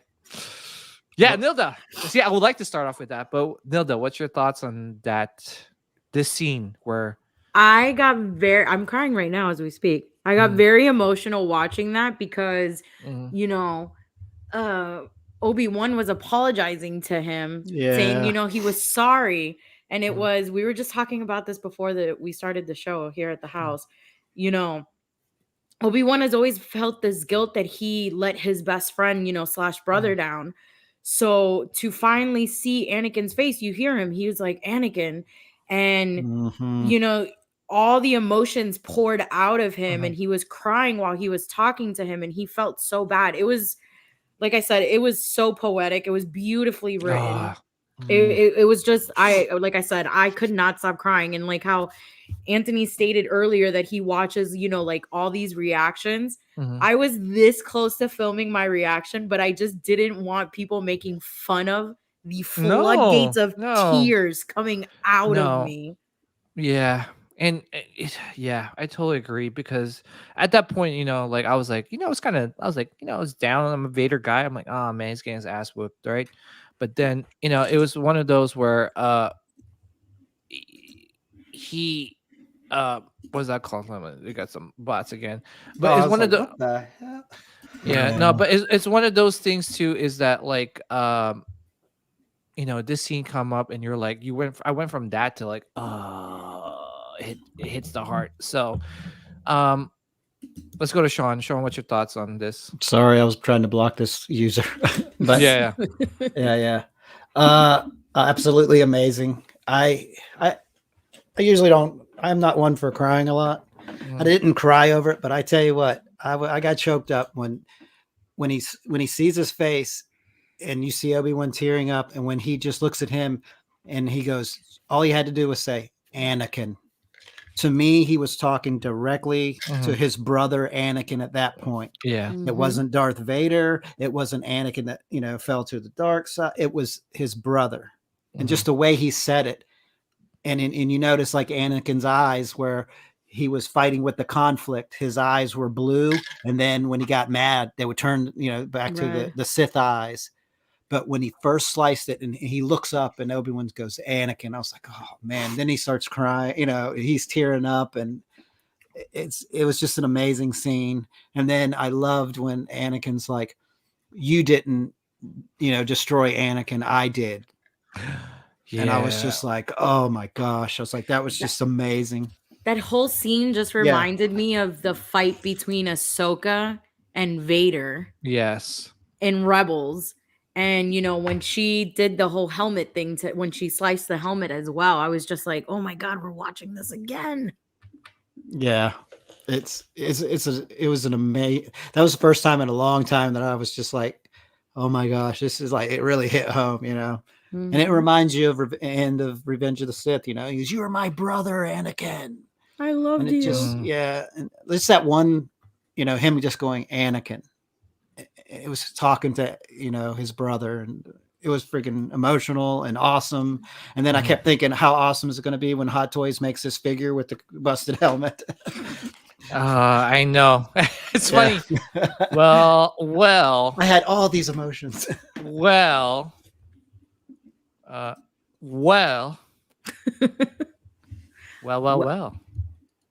getting this Mythos Vader. Now you are. Well, no, I've always been. We're getting it. I can't.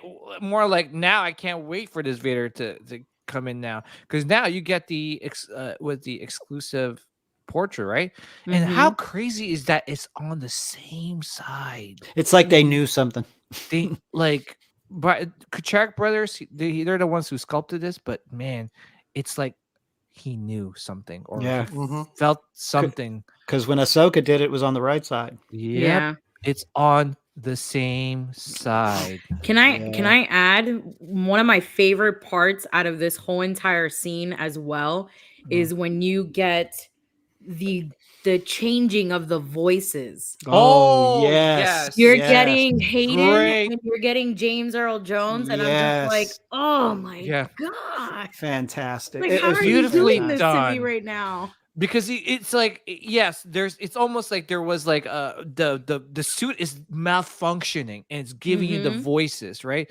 But it's also poetic because it's almost like he's also Anakin, but he's Vader, but he's Anakin, but he's Vader. The conflict, man. The conflict. And just like how Sean said it was with the eyes changing, the voice box malfunctioning, and it was just like, is he gonna go back to being good? Is he gonna go back to being bad? Yeah. And I also want to point out, if you guys notice, if you watch that scene again, and then trust me, I watched that scene like over and over again. There was one part where his like when you saw the shot of his face being exposed. The first shot, like you'll see, is like the Kenobi's lightsaber. It was blue, like kind of hovering over it. It's almost like, whoa, that's the light side, and then it goes back to red, right? Yep. And it was just like, showing you that he is just torn. See, like right there. Oh yeah, like Lee said here. I want that as a photo. You could see the pain behind the mask. He's tormented. He's mentally like, it's like he has a split personality, Well, that's one of the concepts that I've read online. So basically this whole entire outfit is his own chamber of all the bad stuff. He's basically living in his own pain. Pain chamber. Yeah, it was actually designed. It was actually designed to keep him in constant agony. Pain. Yeah. Because it would only make him more powerful. Yeah. And that's what Palpatine wanted. He wanted to be constantly in pain. The more pain you are, the angrier you are. Or just a constant reminder of like, Obi-Wan did this because you lost to him. You failed. Yeah. That's You why lost your so family. Yeah. So that's why he's so driven at every step, literally, that he's in pain and he's thinking, Obi-Wan did this. Obi-Wan did this. Yeah. And I was going to say too, imagine like having like something stuck in your foot, in your shoe, right? Like it's like there, like say, I don't know, like a rock imagine like, you know, all these rocks in your shoe. Imagine that's Vader's suit, just constant agony, right? No matter what, he's just in pain. So let's go to Anthony. Anthony, what's your actually? I'm gonna play it one more time. I'm sorry, Anthony. I'm sorry. Anakin's gone. I am what remains. Yeah. Look at that. Oh, it's so Yeah, awesome. when the first thing I was looking for when they showed his face is, does he have Sith eyes? Yeah. And I noticed, I was like, he doesn't have them. I was like, that's odd. But then, like, and yeah, you have Obi-Wan's blue saber. When he calls him Anakin, it's almost like it disarmed him for a moment. And then I love the voice modulator not working properly.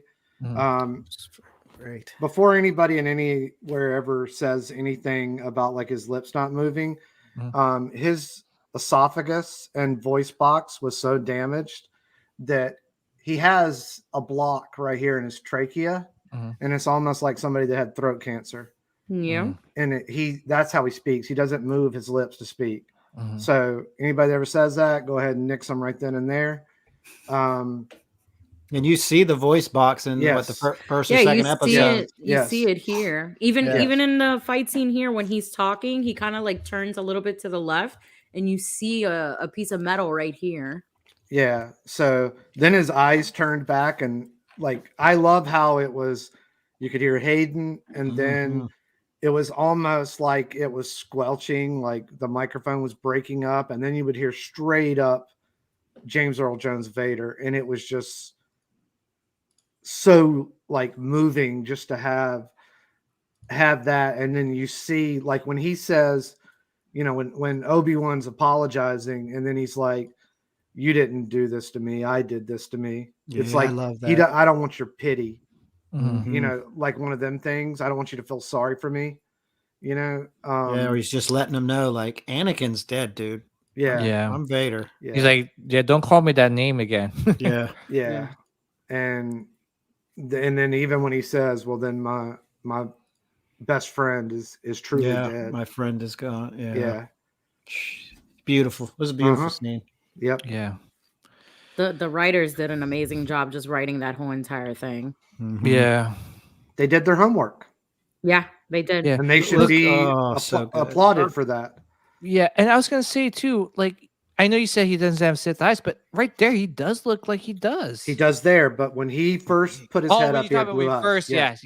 And that was when he called him Anakin. And you it was see like his face. a glimmer. It was like a glimmer, Yep. dude. Right? And you see his face. He's got the blue eye, and then it goes back to Obi-Wan, and that's when they're red again or yellow again. Beautiful. You know, one thing I was telling a friend of mine who lives in Orlando that I was saying that, you know, I thought, take the word Anakin out of your damn mouth. That's it, Jeff. I would have liked if they would have shown, you know, in the middle of them having this conversation, you know, when Obi-Wan is looking at, you know, Anakin, I would have loved to have them shown like, you know, flashbacks real quick of what Anakin looked like as a normal person to kind of like make that scene just more, you know, emotional than Nilda, what it already did you ever was. see SC-38 reimagined? No. Watch it.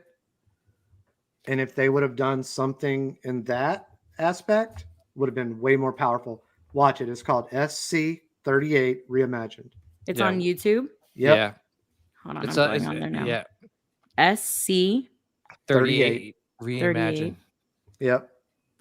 Yeah, and man, so many emotions like in the scene, and I'm telling you, no, I saw this. This is the fight between Obi-Wan and Vader. Vader in this was So, badass. like Star Wars when- Theories posted this.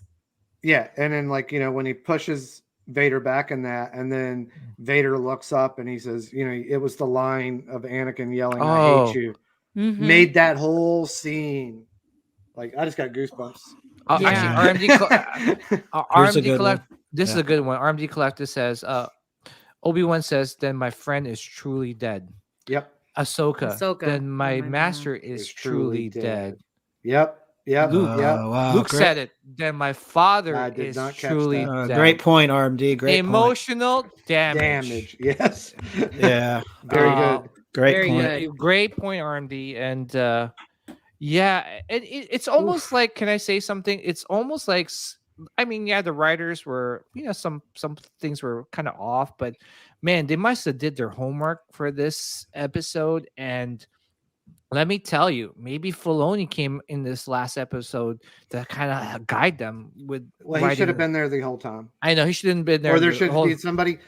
The effort put into that. Yeah. And we've all missed that. But the effort put into that right there, if they would put that effort into their shows, everybody would be praising them. Yeah. The minuscule things would be so irrelevant when they nail all of these things. Yeah. So good. All I could say is, dude, you son of a... Tell me that's not better than when Maul yelled Kenobi. Yeah. Kenobi! No, I don't know. Those two are... Yeah. Or when Anakin yells, "I hate you." Oh no, that's the one that makes me. No, that one gives me. I cringe on that one. That one's tough. That was tough. Oh, it's. Because you can hear the Anakin and the Vader voice in there. Mm-hmm. Oh, I feel like the "I hate you" one is probably the most cringiest one, is because he's burning. Yeah, he's burning. Yeah, you're burning, and you could hear the flames and the crunchiness of the skin. And it's not to mention he just got 3 limbs cut off. Yes. Yeah. So it's like all that anger that he has in him, he's screaming it as loud as he can. Mm-hmm. All right. So fast forwarding to the scene where, obviously, Kenobi felt a disturbance in the force, right? He felt like Luke was in danger, so he rushed back home, or back to Tatooine. But you can see that there's a shot of, there's so many emotions in this. Oh my gosh, this episode was just full of emotions. And Reva was like, she was gonna kill Luke. And number one, I was like, Luke, don't open your eyes, close them. This is where Luke got it from. Yeah, it's like, all right, Kylo. Yeah. Keep your eyes closed. Keep your eyes closed. Don't open them. So, but you could see the turmoil in Reva, right? Like where she's like, I'm gonna kill this kid, and then she's like, then she has flashbacks, and like the memories of her getting stabbed by Anakin, right? And she was like, wait a minute, I'm turning into him. Yep.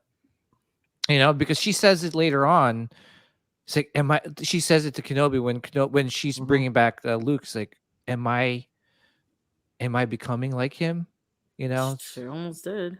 Yeah, I was like, but anyway, Nilda, what's your thoughts on like pretty much the last scene of this Reva and Kenobi and the Lars Homestead interaction? Well, I think we're all glad that she didn't kill the kid. Yep. Because then the internet would have went ape shit crazy. Yep.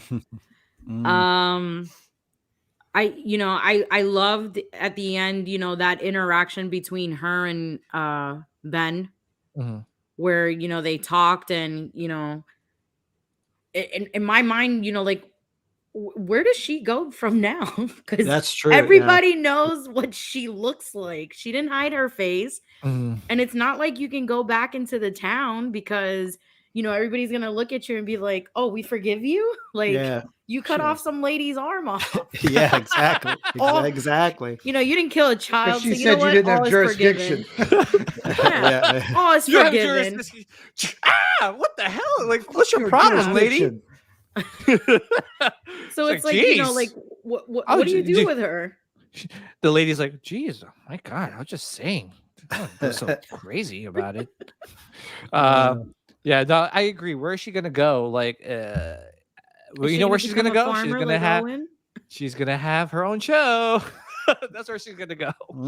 Yeah, no, Reva, exactly, Jill Ebanks, Reva spinoff. So I doubt it. If her saber can't even sell on HasLab, I don't foresee. I don't foresee her going any further, which sucks. Is it fired? Nobody's signing up for it? Let me tell you now. I think the last time I looked, it was only at 20%. Yeah. Oh my. for backers. Let me see where Yeah. it's at right now. We did do a video on that, guys, by the way. So if you want to check it out. Yeah, check it out. I don't pay a lot of attention to the It is HasLab only stuff. at 22%. Is how bad is that in comparison to some of the other projects? Oh, it's So not it's- good. It's not looking good. It needs Okay. 5,000 backers. It's only at 1,100. Yeah. And it's going to end in 19 days. Yeah, exactly. And everything else pretty much had it in no time. Yeah. Yeah. Well, I mean, it was close to it at least. Yeah. Right. If Okay. anything, close to it. Yeah. I think even Jabba was pretty close to it. So, yeah. I mean, Jabba, Rancor. The Rancor was pretty close, but Ooh. yeah. No, I agree. It was, the interaction and just the whole scene itself was pretty emotional, and yeah, now we're curious, where the hell does Reva go, right? Yeah. Tron, and why'd she leave her lightsaber laying out there? yeah. For all the metal detectors. Remember we were joking about all the lightsabers being buried on Tatooine. I know. It's For like, goodness sake, stop. stop Very burying minefield them. of them out Imagine there. someone's like trying to plant a moisture evaporator there. It's like, What is this? again? Who keeps leaving their lightsabers around here? Looks at it. Psh, yeah. That'd be like the epic estate sale for me and Joey, just like walking around like saber. Hey, who's that? What's that couple doing out here? Yeah. Sean, what's your thoughts on this It's, scene, you or know, just the interaction in general? yeah, I mean, I did want to address one issue, like, because a lot of people are talking about, like, when after he fought Vader, when he left that planet, they're like, well, why didn't the Star Destroyer shoot him down? I kept thinking, well, maybe he just took off on the other side of the planet where the Star Destroyer couldn't see him, and then he jumped right into hyperspace immediately because he felt Luke's, was in danger. Well, they weren't going to leave Vader behind. Yeah, well, that's true. I guess they could be like, well, where's Vader at? Well, we're still waiting for Vader. Yeah. So, Or Yeah, maybe they did go. His ship has hyperspace capabilities. They could have left. They could have. yeah, maybe that's true, right? Yeah, They who were like, knows? Like he wasn't worried about needing backup. Yeah, That was the last thing he was worried about. So he could, like he said, I'll take care of him myself. I'll peace out. I'll catch up with y'all later. Yeah. But my thoughts on this, same as you guys, is like, it's good to see she's, redeemed herself, and where's she going to go? That's what I was thinking while I was watching. I was like, well, what are they going to do with this character now? She's still in the universe. I think the more important thing is the fact that she knows what she knows and she was allowed to live. Yeah. Yeah. As emotionally volatile as she was. Yeah. Yeah. Actually, Joel makes a good point here, by the way. If not a spin-off, then maybe a cameo along with Quinlan in the Cal Kestis stuff. That would be interesting. That would be interesting. Yep. I mean, maybe they get together at some point. I mean, Yep. Speaking of Cal Kestis, that's one of the things that wasn't shown here, which I was kind of disappointed in, but not really. Nah. I was hoping they would tie in. Well, it's rumored he's something. supposed to get his own spin-off. Yeah. So hopefully, maybe Reva shows up there. Hopefully, Quinlan Voss. We see that whole backstory with that. So Andor is 5 years after this. mhm. So that's a possibility. That's a possibility too. Yeah, that's true. Mhm. Anthony, what's your thoughts are before we move on to? Yeah, it was. I already had a feeling they were going to turn her. Have a redemption moment. Depending on what they do with her going forward. Initially, I just thought because of what she knew and because of where we are in the timeline, she didn't need to be going forward. But Yeah. Possibly if they do something with her, like maybe with Kyle Kestis or maybe some other Jedis that survived, that could be interesting. And she wouldn't be the first person that was bad and then went good. So I like that it finally dawned on her that she had become what she was trying to destroy, essentially, just like Anakin. Just like when Luke was standing over Vader and he looked at his hand and he was like, is this the pathway I'm going down? Yeah. So, and it was good that Obi-Wan kind of consoled her and, seemed to kind of tell her that, you set your friends free. And at the same moment, he says, and I'm free now, because he no longer feels responsible for what happened to Anakin. Like, it's almost like Anakin relieved him of that guilt. Yes, that's a good point, dude. That's a good point. Yeah, I mean, I'd say it was handled all in all. I would say it was handled pretty good. Yeah. All right. So, moving forward, we get to see Emperor. This was awesome. This was a nice treat. Oh yes, Nilda. You already know I was happy about this. Nilda, Sean, and Anthony met the Emperor. Yep. So yeah, this was nice. So imagine, guys, if this came out first and then we met him. We'd still be in line. We'd still be in line. But you know what's funny? I asked him when he was signing my stuff, I said, "Are you going to be an Obi-Wan?" And he smiled.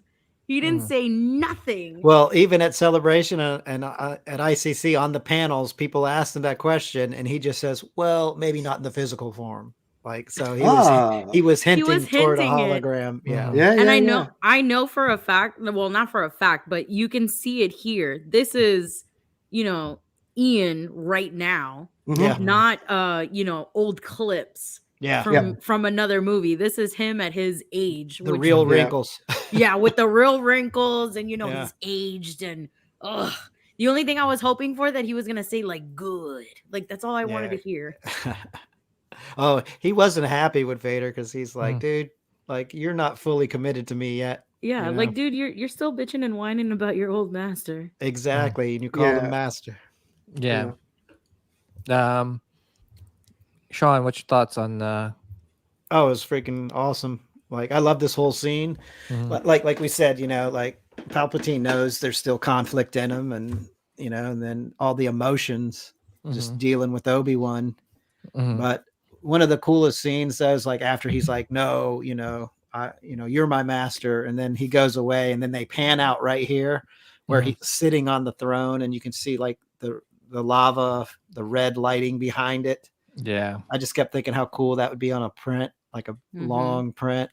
But yeah, I mean, right there. Yeah, I love that. And then the Imperial March.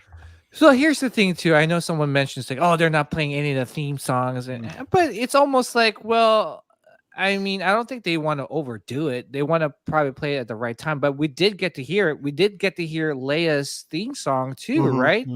Yeah. So that was I think having more of the traditional music in it would have made some of them scenes more powerful. Yeah, yes, I think so. I agree. Or even if you go back and like Rogue One, or even some of the other movies, Rebels and stuff like that. Like it was different, but it was enough of it there to where it felt like Star Wars, And this was, I would say the music was, which I totally agree. Yeah, definitely lacking, especially when you're dealing with core characters. Like, and the thing too is that I kind of wish they played the Battle of the Heroes, right? Yeah. That would have been good. Or at least some type of homage to it. Yeah. Or some, they need to hire that guy, by the way. The guy from Samuel Kim that did a lot of those. Or even the dude the guy that I can't think of his name that did Rebels, or like he did a really, really good job of his interpretation of a lot of Williams stuff. And there was original stuff in there, but it had that feel to it where this didn't. Yeah. Very, very rarely did it. Yeah, I agree. There should have been more theme songs, but didn't really ruin it for me. Yeah. All right. So obviously I'm gonna fast forward here. We're getting down to the 2-hour mark, and we get Leia. We get the. I do have something to say about this scene, like about this whole Leia and Ben interaction. Yeah. And we get to hear her theme song play in the background. I definitely love what Ben or Obi-Wan said to her about her parents. But go ahead, Sean. I was just going off when Obi-Wan was talking about her parents. That was another time I got the feels. I was like, man, I really just kind of related when he's just like, I knew your mother, and you're strong, and this and that. Like, it was just, that scene was done very well. Well And written then, too. yeah, and then to kind of answer, because the whole time we were like talking about, oh, are they going to erase her mind, this or that? But he even says, like, when it's time, you call on an old man. Yes. So the more I thought about this, she knew him the whole time. We assumed she didn't know who Obi-Wan is in A New Hope. She knew him the whole time, because when they rescued her, she was excited, like, oh, Ben Kenobi's here. And you think when she sent that message, she knew where to send it as well. She knew he was on Tatooine. She put it in R2 and 3PO on the way to Tatooine to get Obi-Wan. She knew where he was. And I guess the way it was portrayed in the hologram, where she's like, she was very political. She was very regal when she spoke. Well, that's what I've been freaking saying this whole time. Like, why is she going to mention, hey, Obi-Wan, the Jedi, come on. Like, no. She was very political were my about friend. her message. Yeah. Yeah. She spoke very regal about it, but but you saw her reaction when they saved her, from the cell, the jail cell. She's like, Ben Kenobi, he's here. She was so excited, like, oh, I get to see Ben again.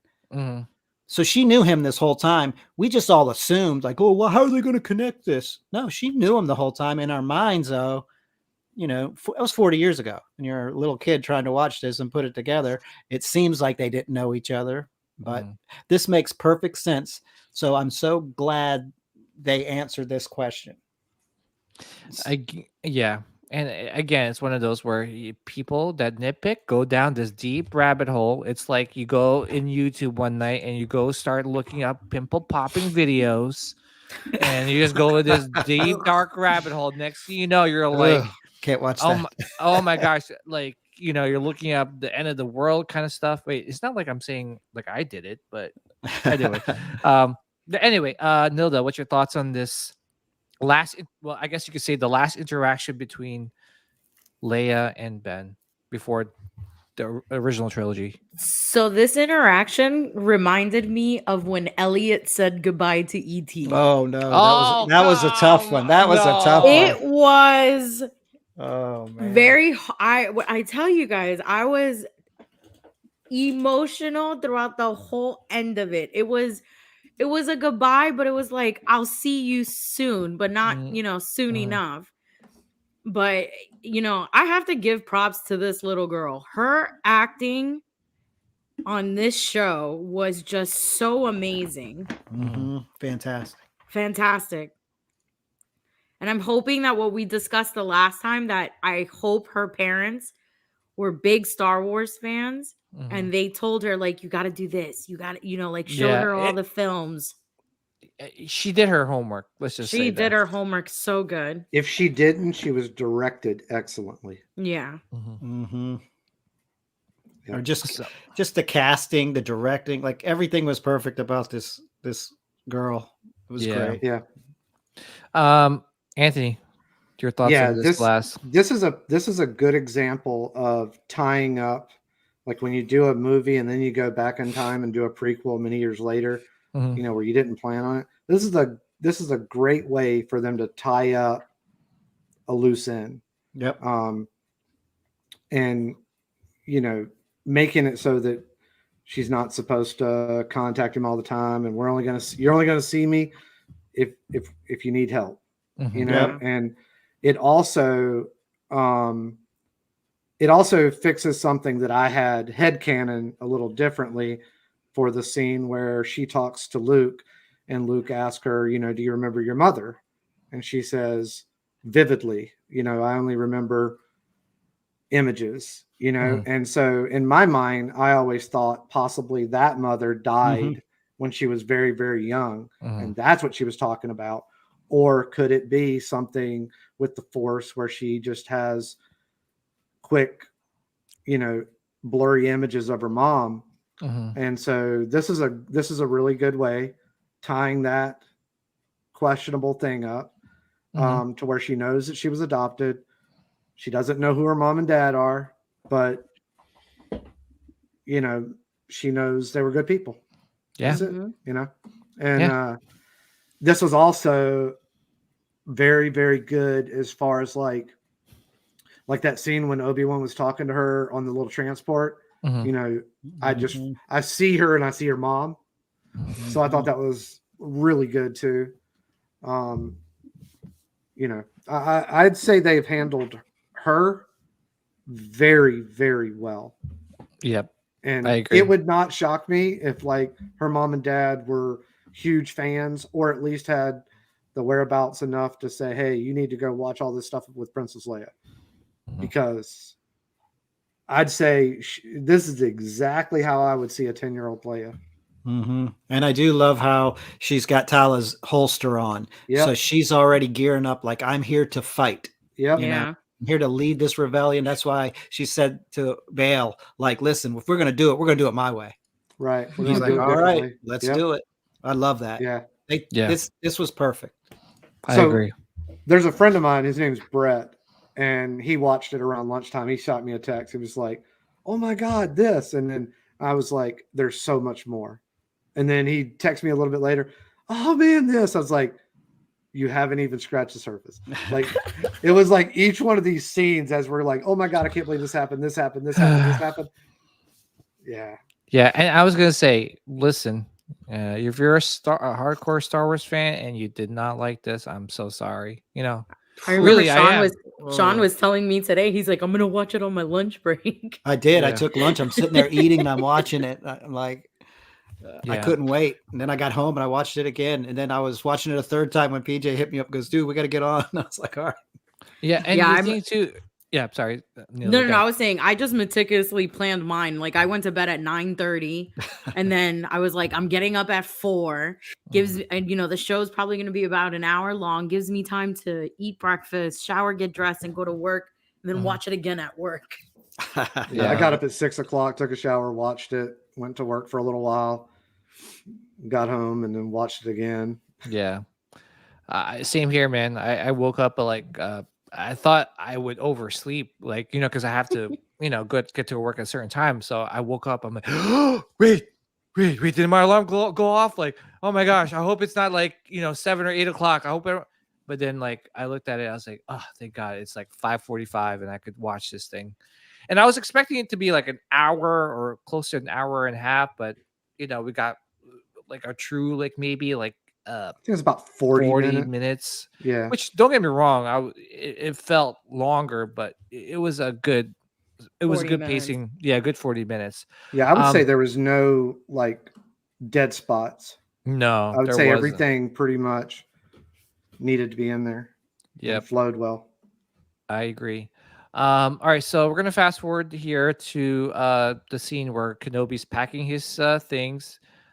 He's leaving you know, the cave. He leaves his little chest behind. Yeah, I was thinking, what the hell is in there? Yeah, it's he probably emptied it out. Yeah, but it's so weird. Maybe he couldn't carry everything, so he's probably like, I'm leaving this behind. Let that Jawa take whatever's left in that box or something. Yeah. Or maybe it's the tuna. I don't know. He's keeping it. That's right. That's right. So I do want to mention something before we get into this scene. I know what it's going to be. I do want to mention something, and that is, this is definitely out of reach now. I'm never ever. This is just gonna be, He's got the exact same outfit. Same effing outfit. Yeah, that's quadruple. A cloak with no sleeves. Like, could they have been more on the nose with this? This is a grail. Yeah, this is a $5,000 plus piece right now. This is a 5 to 6. Maybe it might even. The fact that Deborah Chow used this statue as an inspiration for the costume that was used. On this, even the goggles, that was used on this scene, right? I was like, those are the goggles. I was oh my gosh, this is this is. I shook my head when I saw it. I was like, damn, freaking fantastic. Now I was thinking like, yo, people better buy up that Mythos figure now. See, But dude, this is another example of they did homework and they did it right. Yep. that the and fact is, yep. Sorry. I was gonna say, and we're getting everything we wanted. Mm-hmm. Everything. I know. That's everything. Dude, that is why I feel bad for the people that are Star Wars fans, like hardcore Star Wars fans that do not like this show. I'm so sorry for you, man. Like we're all here in this panel thoroughly, the people in the chat, we are thoroughly enjoying this show. And the fact that you guys are not, I am so sorry. Really, This I am. was, to me, this was the best Star Wars content since like Mandalorian, like when Mandalorian started. Yeah, I would have liked agree. for it to have been more like the last episode was, where there was a lot of them reminiscing on each other. I would have liked a lot more of that. But I would say if we had a checklist of things we wanted to see, I'd say probably the only two things that didn't get checked was Obi-Wan saying something about Padme, and now I have the high ground. Yeah. That'd probably been it. Yeah, and I was gonna That's say, my fan. Yeah, I was like, is it mine? I was gonna say, I think the haters are on the chat. No, I was kidding. We've got some bots. Maybe they're hating. Anyway, no, but this the fact is, look at this. Like, come on, this. Joel, I knew you would be doing that. Yeah, Joel says he's doing this figure riding the Opie. Mm-hmm. Dude, yeah, when he walked up, I was like, it's Mythos Kenobi. I was so excited this whole episode. I was like a little kid. Yeah, I was like, Mythos effing Kenobi. And here, what a beautiful scene, right? Where he's going to give another thing that they're tying loose ends here. They're giving the Skyhopper, and we get hello there. Yes. You know, who called it last week? Someone was in the chat and goes, I wouldn't be surprised if at the end, like, he comes up and says hello there and meets Luke. Someone called it. I cannot remember. Yeah, I forgot who said that, but man, I nailed it. Screamed. Nailed it. He's like, hello there. Hello there. Hello there. But yeah, what an amazing scene. I just loved when Owen was like, hey, do you want to meet him? I was like, oh man, this is like, I got the feels. I got the feels there. And you could see the joy on his face. Like, I finally get to talk to him. Like, he had this little grin, and it was so great. I don't know. Because I think he mostly spent out there protecting the boy. And, you know, he thought that he had more devotion towards the boy, and then now meeting Leia, you know, he grew a love with her. So it's like, I think he wanted to establish some type of relationship with the boy. Yep. Once, you know, they met. Yeah. And it's just like, and you know, I was like, well, I hope they don't get into it too much, but it was just like, hi, you know, that's it. I don't think he even said he was Ben, right? Like, he said hello there, and that was it. That was perfect. That's Yeah. all it needed. Yeah. He had I love how he had the Skyhopper, so that just ties in how Luke got the toy. And just hello there was just classic. Yeah. Yeah, I would say the fan servicey things they did, like that's doing fan service right. And even for the people that don't watch it all the time, like it's not gonna mess anything up for them, because maybe they don't even remember the Skyhopper toy, you know? Yeah. I also like the fact that now it shows that, you know, Luke did meet Ben once, and that their first time meeting in New Hope, it wasn't their first time. It was actually... Oh, no, he always knew who he was. Yeah, but it was just showing it more. Right. I always took it as this was somebody he remembered from a while back, but just haven't seen in a long time. Well, because Luke said at the dinner table, it was like, oh, the old hermit that lives out beyond the Dune Sea or something. He's like, they were looking for Obi-Wan Kenobi. Do you think it could be old Ben? Yeah. And he was like, oh, no. And then he's 10 years old, too. Like, my dad had friends over the house when I was 10. I don't remember when I was 20. Same. I don't have a clue. Thank you. Yeah. Thank you. I met this dude one time for what, maybe 10 minutes if he got to speak to him for 10 minutes. Back in the day, I always just thought of it like, you know, he was somebody that kind of lived out there a little ways, and he probably had some interactions with him here and there, you know, like the guy down the street or something like that, you know, you might have crossed paths with. Yeah. First of all, that EOP is so slow. How do you get around Tatooine? I'm like, oh my gosh. It's like, how do you He needs to get that from- lizard back. I know, seriously. And There he is. everything we wanted. Everything. There it is. Okay, minus the soundtrack, but still, most part, like we got pretty much everything we wanted. Yeah. Yeah. Look at this, Dude. Nilda. We'll go to you. Oh, you're still emotional. Oh, she's crying. All right, Anthony, you crying? Because I'm gonna. No, I'm not crying. No, no. There's no crying. Yeah, it was good. Cry. Like, I'm and crying. it was exactly why I thought he wasn't able to commune with him before. Yeah, is because he wasn't ready. Mhm. You know, whether it be he was holding on to baggage or he wasn't in tune with the Force or whatever the case may be. That was it. It was perfect. Loved it. I 100% agree with you. Yeah, but the thing too is you perfectly well said, Anthony. It was that he wasn't ready, and he was forcing to see. He was forcing himself to see Qui-Gon. Come on, Master, come on. But then when did he see him? Unexpectedly, when he was just going towards was it Beggar's Canyon, right? Yeah, That's after Beggar's he Canyon. had closure. Yep. Yeah. So, Sean. Yeah, it's like you said, everything we wanted. I honestly thought we were going to see him when Vader threw the rocks on him. I thought he was going to commune with him then and give him the inspiration to go up and kick his ass. Yeah, it's going to be like, get up, Mickey loves you, you son of a bitch. Yeah. Cut me, Mick. Yeah. But the fact that they're going through Beggar's Canyon was friggin' awesome. Just at the end when they pan out and you see Beggar's Canyon and he's walking down the middle. I loved it. And then I did like how Qui-Gon goes, I've always been here. You were just too blind to see, like you were too distracted. Yeah. And then once he let go of the guilt. Yes. Once he let go of that guilt that weighed him down. And the blame he put himself, he's giving himself, right? He didn't have hope. He wasn't, he was broken. So, And then I think after he, started protecting, everybody again. And next thing you know, they're like looking up to him like, oh, General Kenobi, I think he got his confidence back and that's what helped him, re-energize his Force powers. And, I loved when he was just like, I've always been here. Yeah.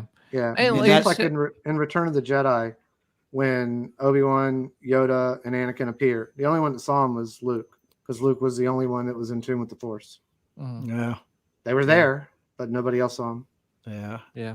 And then this shot right here, I love. Beggar's Canyon. Beautiful. That's how you end it, man. It was just cool. Here goes. RMD says, did you guys notice that each part episode correlates to each Star Wars movie from 1 through 6? Wow.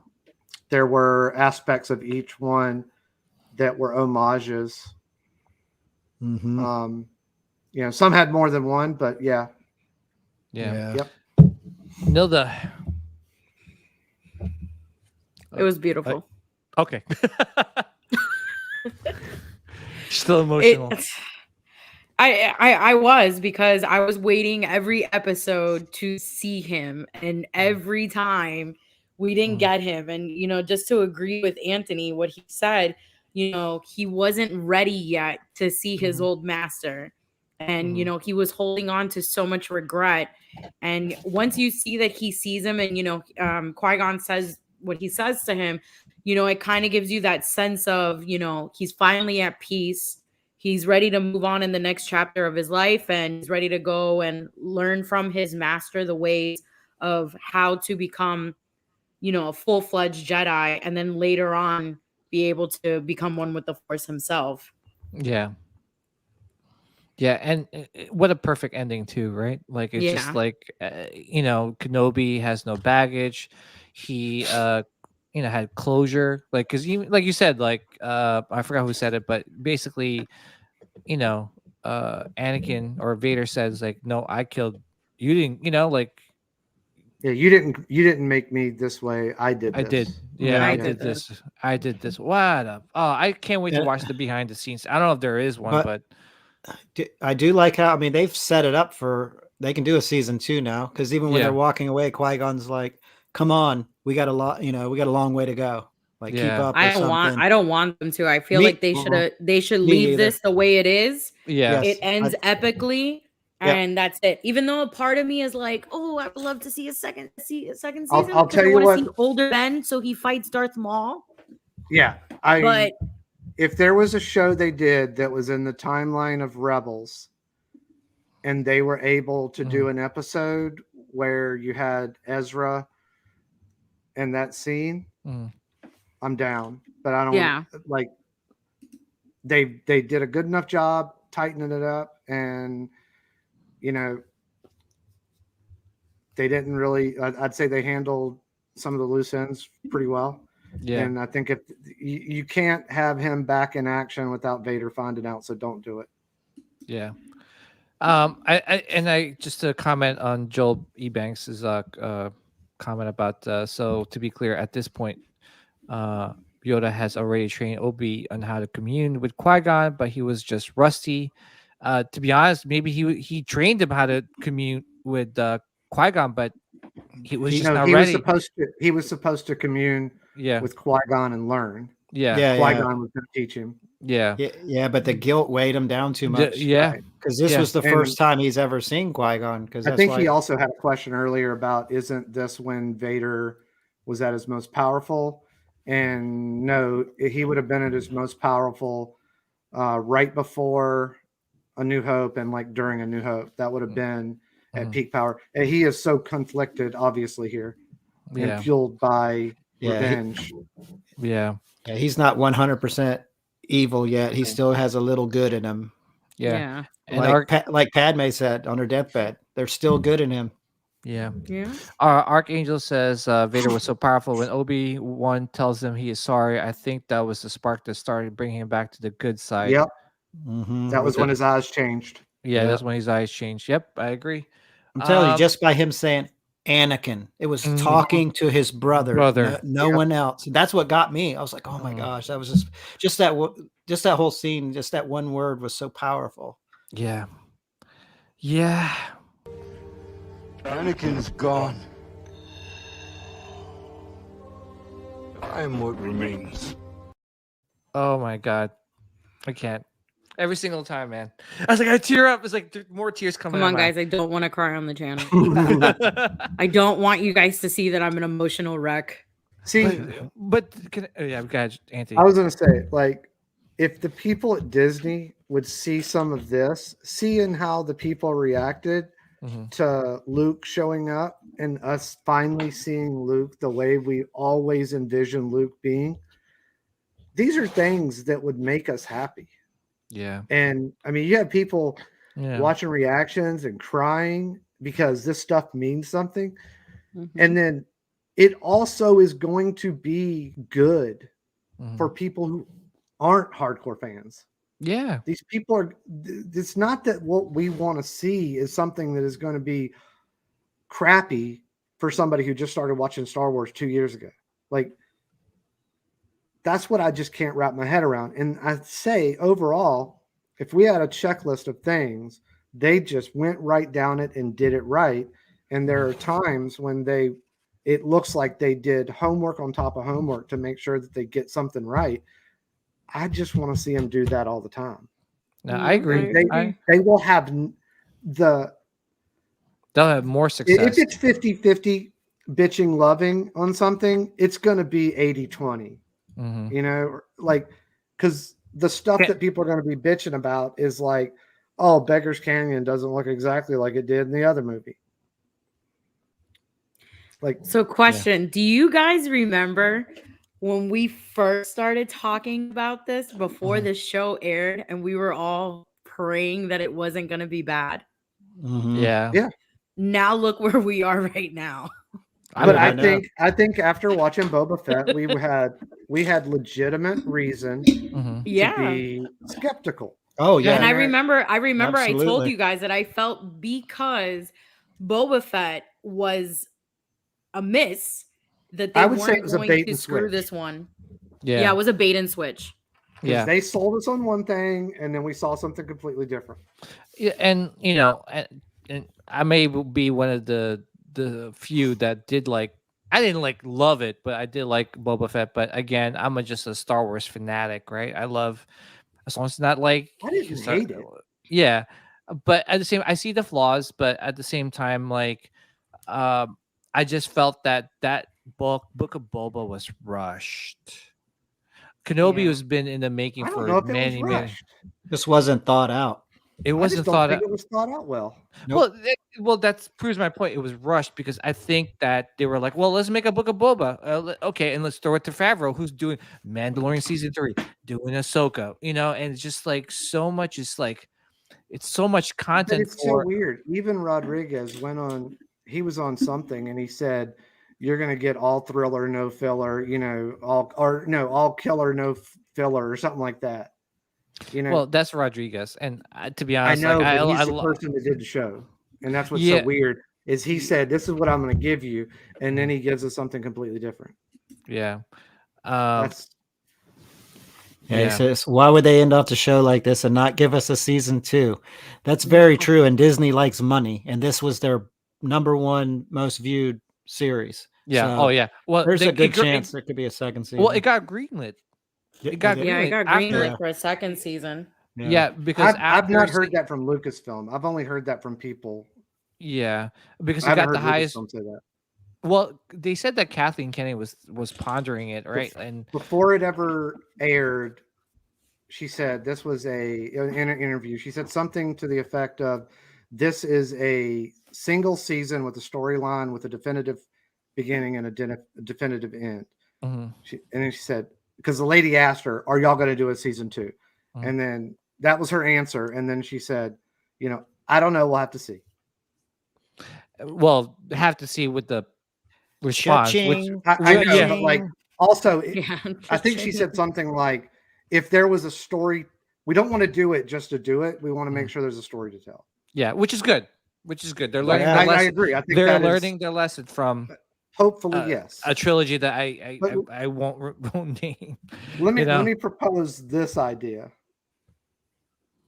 Would we want to see a Vader series dealing with his? Yes. Exactly. Yes. With his torment of what happened to him emotionally, physically, the whole 9 yards. Yes. Like, even before this. Yes. Like, yeah. Anything Vader. Yes. Well, the thing is, Vader. I want the comic book Vader series to come to fruition. I want some part of Vader's castle too. Yeah. I want to know what goes.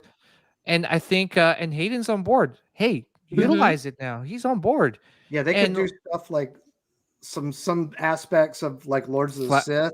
They're like the torment that he's going through, and then how the Emperor is just constantly putting obstacles in his way, and then the mental torment that he's having, about where he is off of one bad decision. Have him hunting down the last of the Jedi. Like this would be his relationship between the Inquisitors and him. Flashbacks, him being in the Clone Wars. Like, hey, you got Ewan McGregor and Hayden Christensen invested in their characters. Utilize them, utilize them while they're still young. They're fairly young. So, But that's a story that would be so good. And even like some of these people that have just got into watching Star Wars, they love Vader. They're Vader fanboys. Who doesn't love Vader?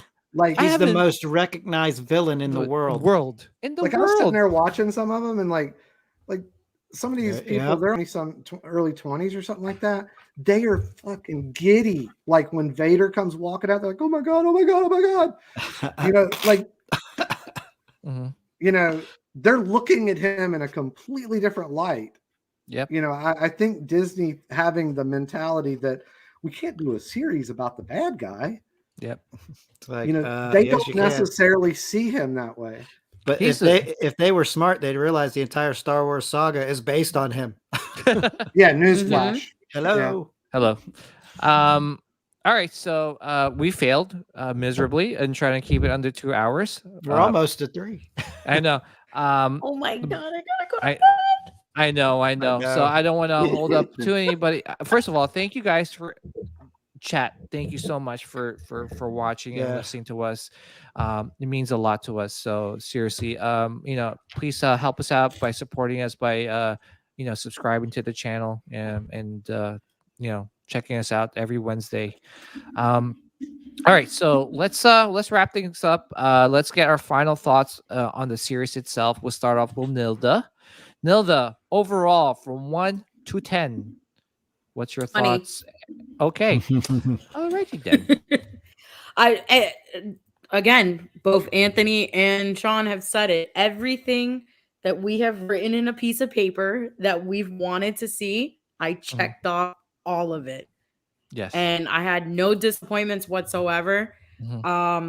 Maybe Cal Kisses could have been on there, but overall, I had no disappointment whatsoever. The show was beautifully written.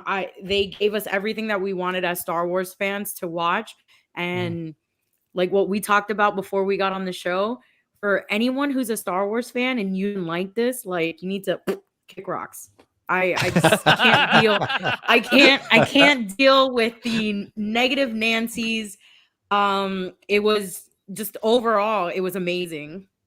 Yeah, and I'm probably gonna watch it again tonight before I go to bed. Me too. I'm probably gonna watch all the episodes this weekend because now it's all there and I can watch it as like a full-length film.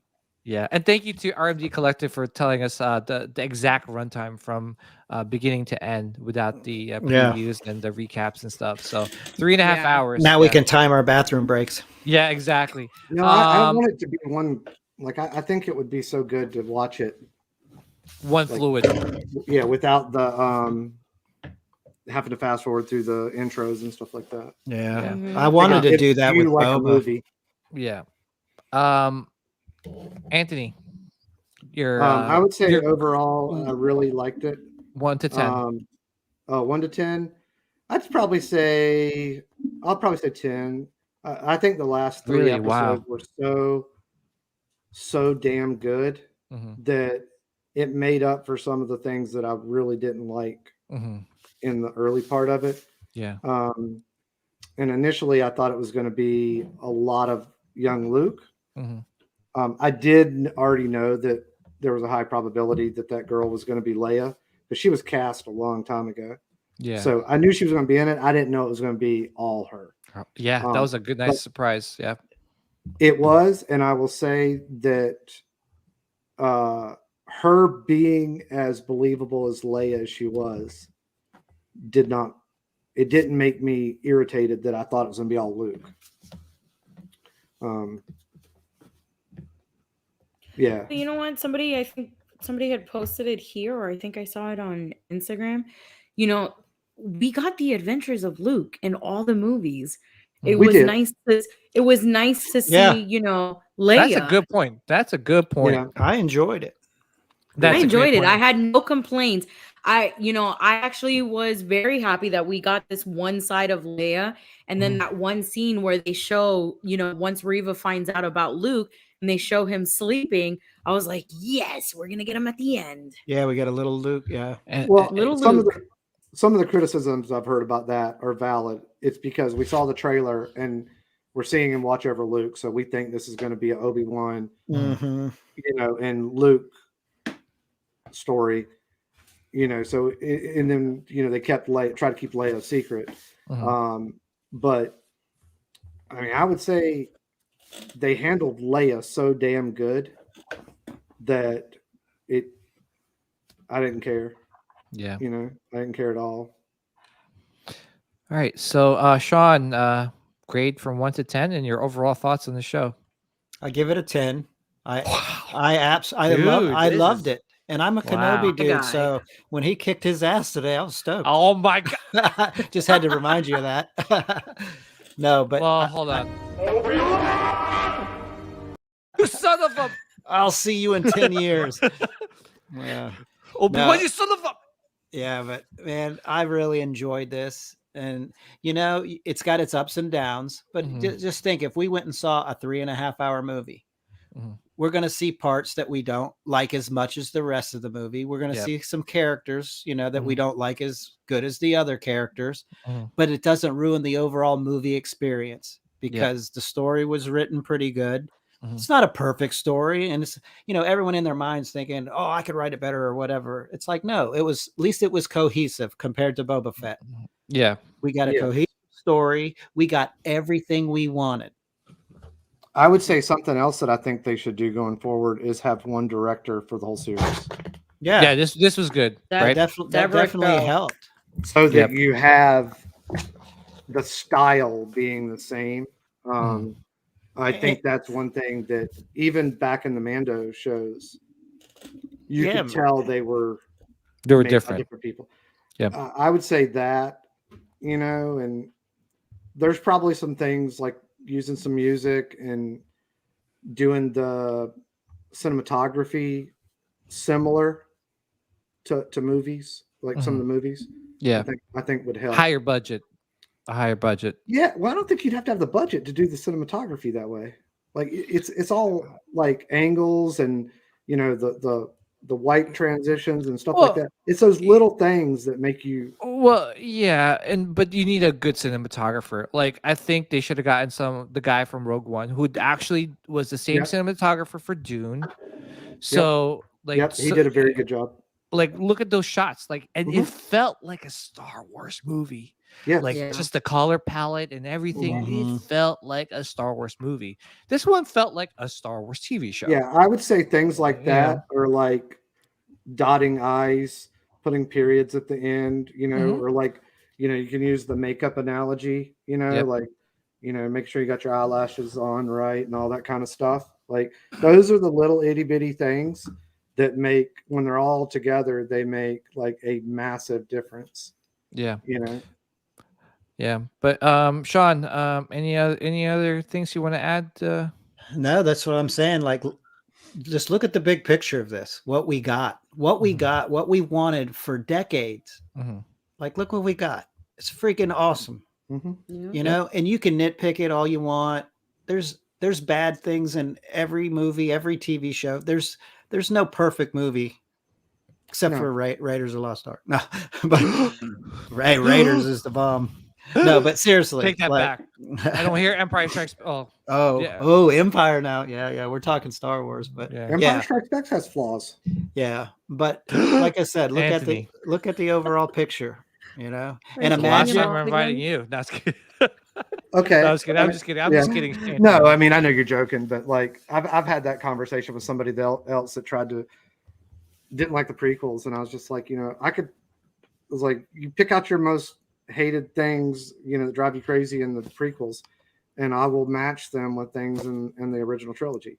Yeah, you're just blinded by them, and Well, yeah. I mean, everyone's. I mean, obviously George Lucas wasn't that worried about canon. Like there's some things he did that, are obviously he wasn't that stressed out about. Yeah. Now, PJ, the real question is, what did you think of it, and what did you rate it? He's not gonna give it a 10. I see it in his face. Oh, he's contemplating. He doesn't want to give it a 10, but he knows it's a 10. Anakin's gone. I'm gonna start off with that. I'm giving it like an 11. There you go. There you go. 11, 12. Because you know what? First of all, again, you know what? I mean, obviously, there's things that I would love to have added, but they're so minuscule, like a soundtrack. Yes. Just little things here and there. The scene when Leia was getting chased was like, but then again, I always tell everyone, I've been through worse. I've seen the prequels. I've seen we've been through episode 1. I've seen Anakin and Padme rolling down a hill for 5-8 minutes. I'm like, okay, whatever. It's Star Wars, right? It's Star Wars at the end of the day, right? And we got what we wanted: a powerful Vader. We got Hayden Christensen as Anakin. We got Kenobi. We got Mythos Kenobi. How crazy is that you actually saw a collectible being translated into a TV show? And you know what else we got that none of us even talked about is Jar Jar in a roundabout. We didn't get that. I was saying in a roundabout way, when he says, Obi-Wan once thought as you did. That's cleared up. And then also, when he says, when I last left you, I was the learner and you were the master. Well, now that's cleared up as well. Yeah. He referred to him as master, and he was bested. You know, he was outsmarted again. Yeah. So I would say those things they make sense. Yeah. I mean, they connected the dots, basically.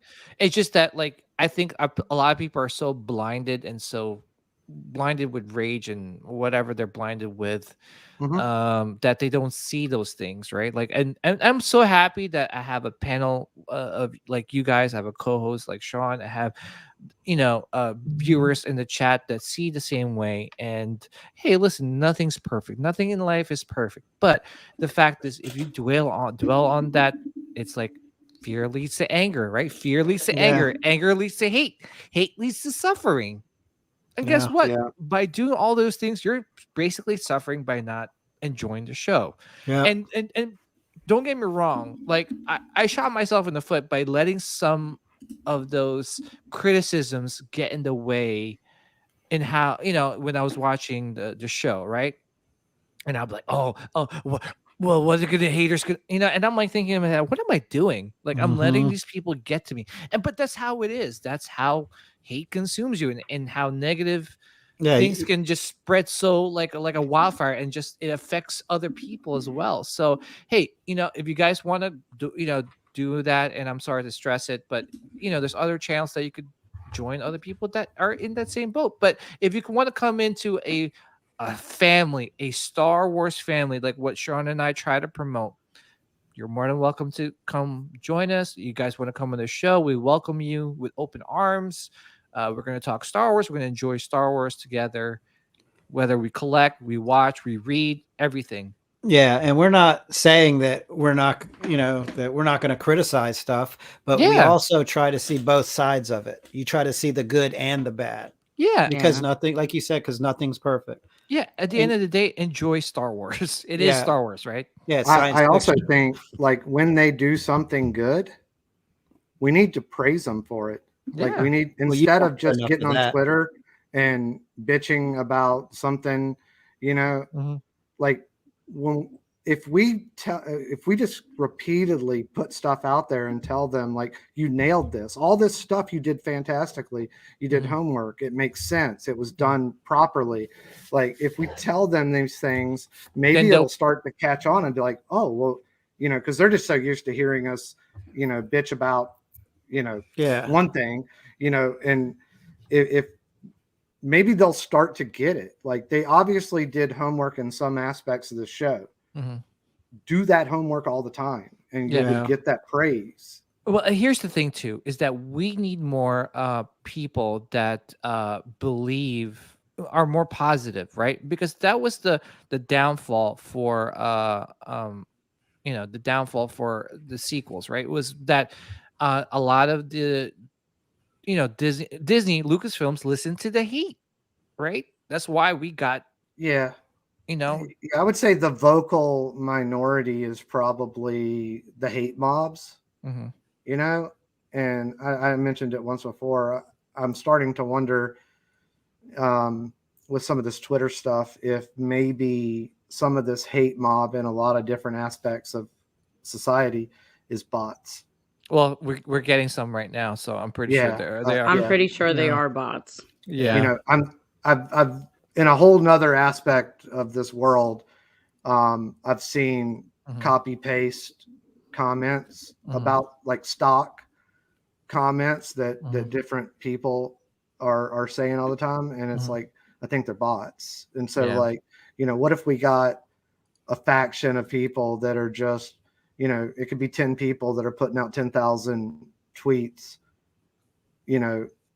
putting a message out there. And so then you get a company that thinks that this is a legitimate concern, but really it's not. And then you get people that don't pay a lot of attention to stuff, don't really get into the weeds with it. And then they start buying into that negative aspect of something. And then they've never taken the time to have somebody like say, oh, well, if you thought about it like this kind of makes sense, Yeah. It's not that you have some people require a neon sign of this is what this scene means, and then a whole explanation behind it. Well, and that's why we, Sean and I do this show, because to help those people understand. Yeah. Hopefully. I mean, there's times I've just made my own headcanon when there is none, and I'm like, well, in my mind, this is the way I see it, but if I ever hear anything from George Lucas, then, I'll change my way of thinking there. Yeah. But yeah, overall, I loved it. I love the show. Everything, Anakin, Hayden. I'm glad to see Hayden come back and get redeemed. People love him. Kenobi. Just a lot of stuff. The only thing that's really missing is Jar Jar Binks. But anyway, what? Oh, Nilda, we didn't discuss that, did we? He can't be in this show. Well, he could be. There is a specific reason he cannot be in the show. Nilda, all I got. Not true. That's impossible. No. That's for that. Not impossible. Now she's on the big screen. Yes. Oh, my girl. Well, what are you doing? sooner or later, when we get Nilda back again, and hopefully we could be the Binks twins. Nilda, we just got to get you some Sithcast shirts. Yeah. Yes. You know what's funny? I went to Box Lunch to go pick up a bag that I had ordered, and the people there actually knew me from like my channel, and they asked me, they were like, have you bought any Jar Jar Binks t-shirts? And I was like, no, I'm looking for one. And they're like, yeah, we saw on Instagram that you took a picture with a life-size Jar Jar. And I said, yeah. And they were like, we have Binks t-shirts back there. And I was like, what? And I found two, and I was like messaging PJ. I was like, what is your address? I was like, I'm sending this to you right now. Oh my gosh. Yes. I wear it every show. First of all, again, I just want to say, and I'm so sorry we kind of dwelled into the negativity, because you know what, to be honest, we experienced it throughout the whole show, and we're just kind of like frustrated with the whole criticisms and unfair criticisms and negativity. But I just want to say thank you to the chat, to anyone listening. Thank you to always tuning in every Wednesday and listening to us talk. We love Star Wars as much as you do, and hopefully we show it by doing this show. I just want to say thank you to Nilda. Nilda, always a pleasure. Please, guys, please check out her channel. It is so underrated and so good. And I'll be dropping a video tomorrow. Yes, and also please check out her sister channel. And Nilda, can you please tell us more about your sister? No, well, no. So Joey decided that our store was on channel 7 like a couple months back. We were on this feature called Deco Drive. And before I met Joey was part of Miami Storage Wars. Oh, wow. I think he did like 2 episodes, and then that was it. So for the longest time, we've had people like say to us that, you guys should film like all the weird stuff you guys get in, and like the crazy stuff estates that you guys go to. So my cousin is a really good editor, and he knows how to like film amazingly. And we all just sat down together as a store, and we were just like, F it, let's make it. So we're actually dropping, which is funny. I'm dropping video tomorrow, and then the store is dropping their video tomorrow too. So the store is it's called Way Back When Collectibles and Antiques on YouTube, and we're just basically showcasing estate sales, rare finds, and just things that are walking into the store all the time. Yeah. Awesome. Yeah, please guys, so show some support for Nilda. She does amazing content on her channel, Appetite for Collectibles, and her sister channel as well. Anthony, thank you so much for joining us in the past 3 to 4 weeks and sharing us some of your amazing opinions in regards to the show. It was a pleasure having you on the show, and we'll get you back in soon as well. Sean, another one in the books. Yeah, this is a great one, man. It was a lot of stuff I've been holding in. Yeah.